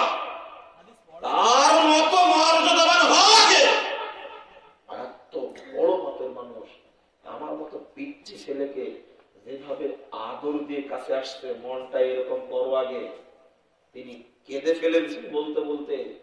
আমার সম্মান নষ্ট করেছে, ইজ্জত নষ্ট করেছে এক শ্রেণীর মানুষ। আমাকে নাকি ওরা সাদে দেখতে পেয়েছে। আবু হানিফাকে পচাইছে না এক শ্রেণীর মানুষ? আবু হানিফাকে পচাইছে। 30 থেকে 40 থেকে 50 বছর যাবত আবু হানিফা এশার সালাতের ওযু দ্বারা ফজরের সালাত আদায় করেছে। পচাইছে না? আব্দুল কাদের জিলানীকে পচাইছে না? 18 পারা কোরআন হেফজ করে পেট থেকে বের হয়েছে। পচাইছে না আব্দুল কাদের জিলানীকে? আব্দুল কাদের জিলানীর মা ভিক্ষা দিয়ে ফকিরকে দেখতে, বাড়িতে কেউ নেই, তখন ফকির মায়ের সাথে অপকর্ম করবে, তখন আব্দুল কাদের জিলানী মায়ের পেট থেকে বাল হয়ে বেরিয়ে গেছে। হুজুর আর বলে না পরে ঢুকলো কি করে, এটা বলে পচাইনি আব্দুল কাদের জিলানীকে। আবু হানিফার মতো মর্যাদা মানুষ ইমাম কি বলে যে আব্দুল কাদের জিলানী রাহিমাহুল্লাহ, তার মতো মর্যাদাবান মানুষকে পচাইছে। এই একজন বিখ্যাত পণ্ডিত মানুষ, তাকে পচালো কি করে? তিনি আমার কাছে কেঁদে ফেলেছেন, বলতে গিয়ে কেঁদে ফেলেছেন। এটা বিশ্বাস করো না? পরে যে পত্রিকা আসেনি প্রতিবাদ, এই ব্যাপকটা পরে যে পত্রিকায় প্রতিবাদ আসেনি, এটা বিশ্বাস করো না কেন? আমি তো দুইটাই বলছি, আবার শিখতে হবে শরীয়ত, আবার শিখতে হবে শরীয়ত, আবার শিখতে হবে। ইসলামী আন্দোলন তখন বাংলাদেশ সফল হবে যখন যাবতীয় পচা মতবাদকে উপেক্ষা করে কেবলমাত্র নির্ভেজাল তাওহীদকে মেনে নেওয়া হবে, তখন সফল হবে তারা। যুবক ভাইরা, তোমাদেরকে আমি সেই উপদেশ দিচ্ছি আজকে, মুরব্বীদের দ্বারা পরিবর্তন সম্ভব নয়, মুরব্বীরা পরামর্শ দিবে, কাজ করবে যুবকরা। আজকে সালাত সম্পর্কে কি বলবো? আজও কি ছাড়তে পেরেছো? তাই আমাদের দাঁড়িয়েই বলবো কিয়ামত পর্যন্ত দলিল খোঁজো, এর কোন দলিল নেই, চ্যালেঞ্জ করলাম। আবার পড়ছে না, এটা মুসাল্লি আরবা রাকাতান মিনাজ যুহরে পড়ে না, এইটা নিয়া কোথায় পেলাম? আমি বললাম নবীর সালাতের সাথে আমাদের সালাতের কোনো পার্থক্য মানে কোনো সম্পর্ক নেই, কোনো সম্পর্ক নেই। আল্লাহর নবী বলে গেছেন 631 নম্বর হাদিস, সাল্লু কামা রাআইতুমুনি উসাল্লি, তোমরা ওইভাবেই সালাত আদায় করো যেভাবে আমাকে সালাত আদায় করতে দেখছো। আপনার মধ্যে স্বভাব চেঞ্জ হয়ে গেছে। এখন আপনাকে দেখছি মসজিদে ঢুকে গিয়ে বসে পড়েন। কেন বসেন? আপনার লজ্জা হারায় গেল কি করে? আল্লাহর নবী কি বসার অনুমতি দিয়েছেন? 444 নম্বর হাদিস খুলুন সহিহ বুখারী। ইদা দাখালা আহাদুকুমুল মসজিদ ফালা ইয়াজলিস হাত্তা ইউসাল্লি রাকাতাইন। সহিহ বুখারী হাদিস। তোমাদের কেউ যখন মসজিদে ঢুকবে সে যেন না বসে যতক্ষণ 2 রাকাত সালাত আদায় না করবে। কে বলেছেন এটা? আল্লাহ বলেছেন। ফজিলত নাই?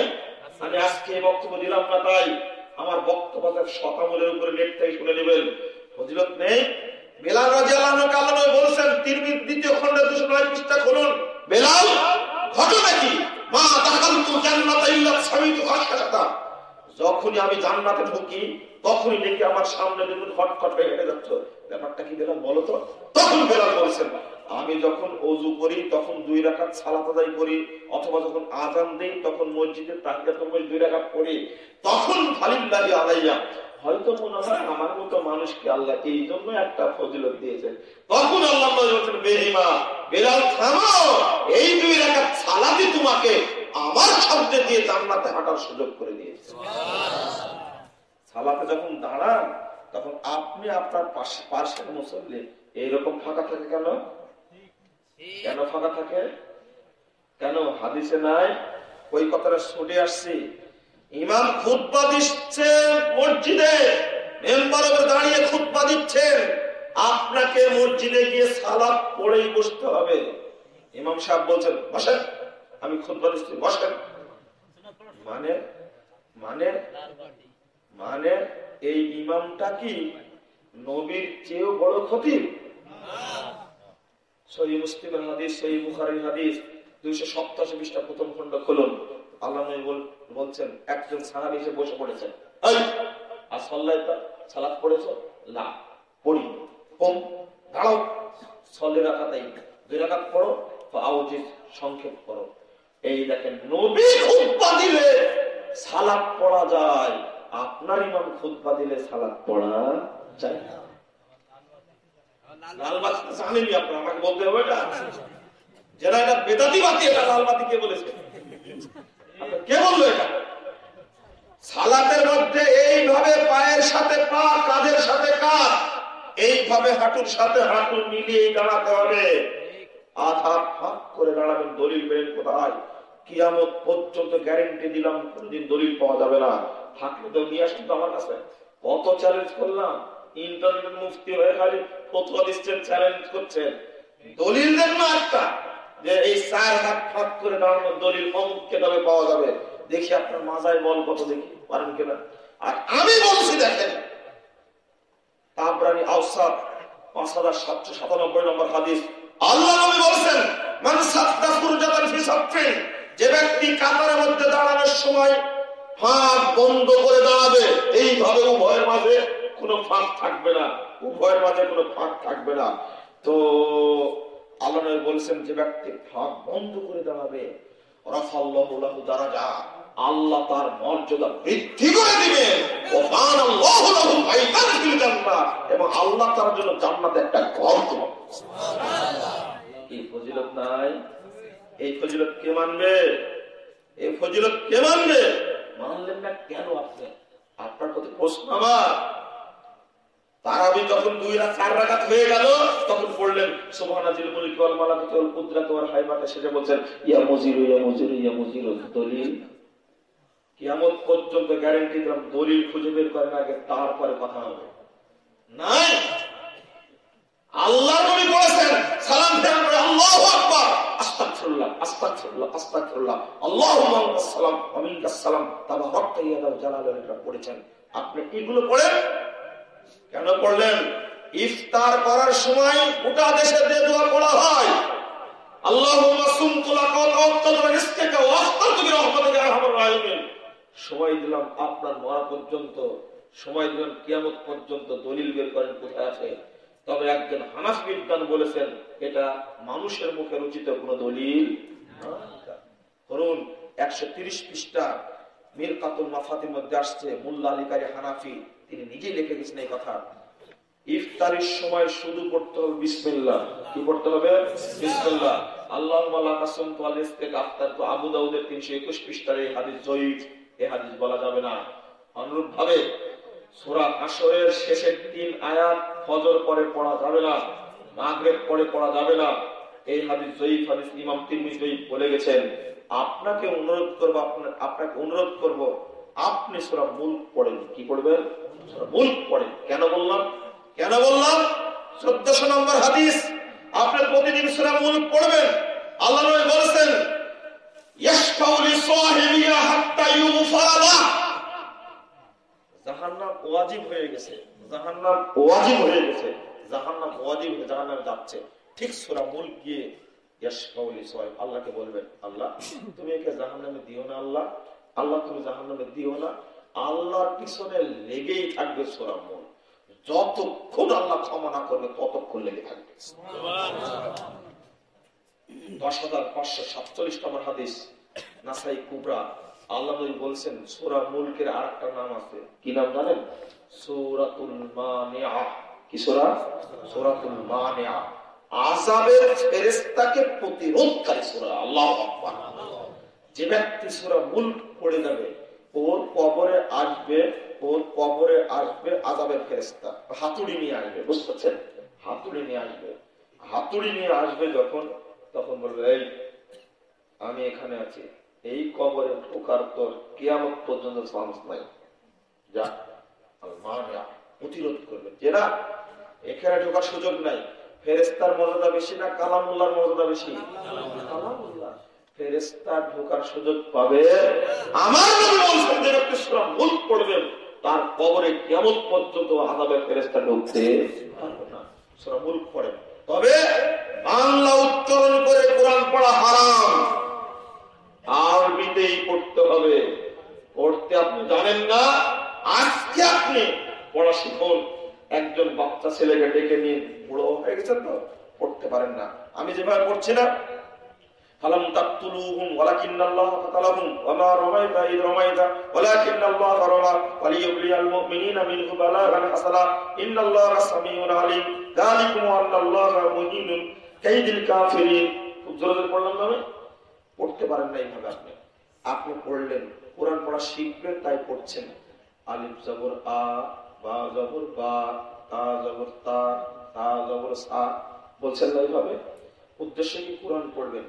আপনি এইভাবে পড়তে পড়তে, কায়দা পড়তে পড়তে মারা যান না, ডবল নেকি পাবেন। আমি যেভাবে পড়লাম ডবল নেকি পাবেন। সহিহ বুখারীর হাদিস এটা।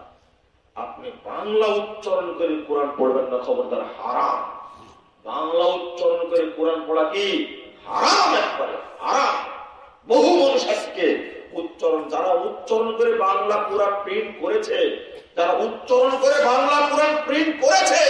কিয়ামতের মাঠে তাদের বিচার হবে। পৃথিবীর কোন ভাষায় কোরআনকে বিকৃত করা যাবে না। আল্লাহ রাব্বুল আলামিন আমাদের সকলকে বিশুদ্ধ আকীদা পোষণ করার তৌফিক দান করুন। আল্লাহ আমিন। আল্লাহ আমাদের সালাতকে সংশোধন করে নেওয়ার তৌফিক দান করুন। আমিন। আল্লাহ তুমি আমাদের যুবক ভাইদেরকে কোরআন সুন্নাহ ভিত্তিক আমল করার তৌফিক দান করো। আমিন।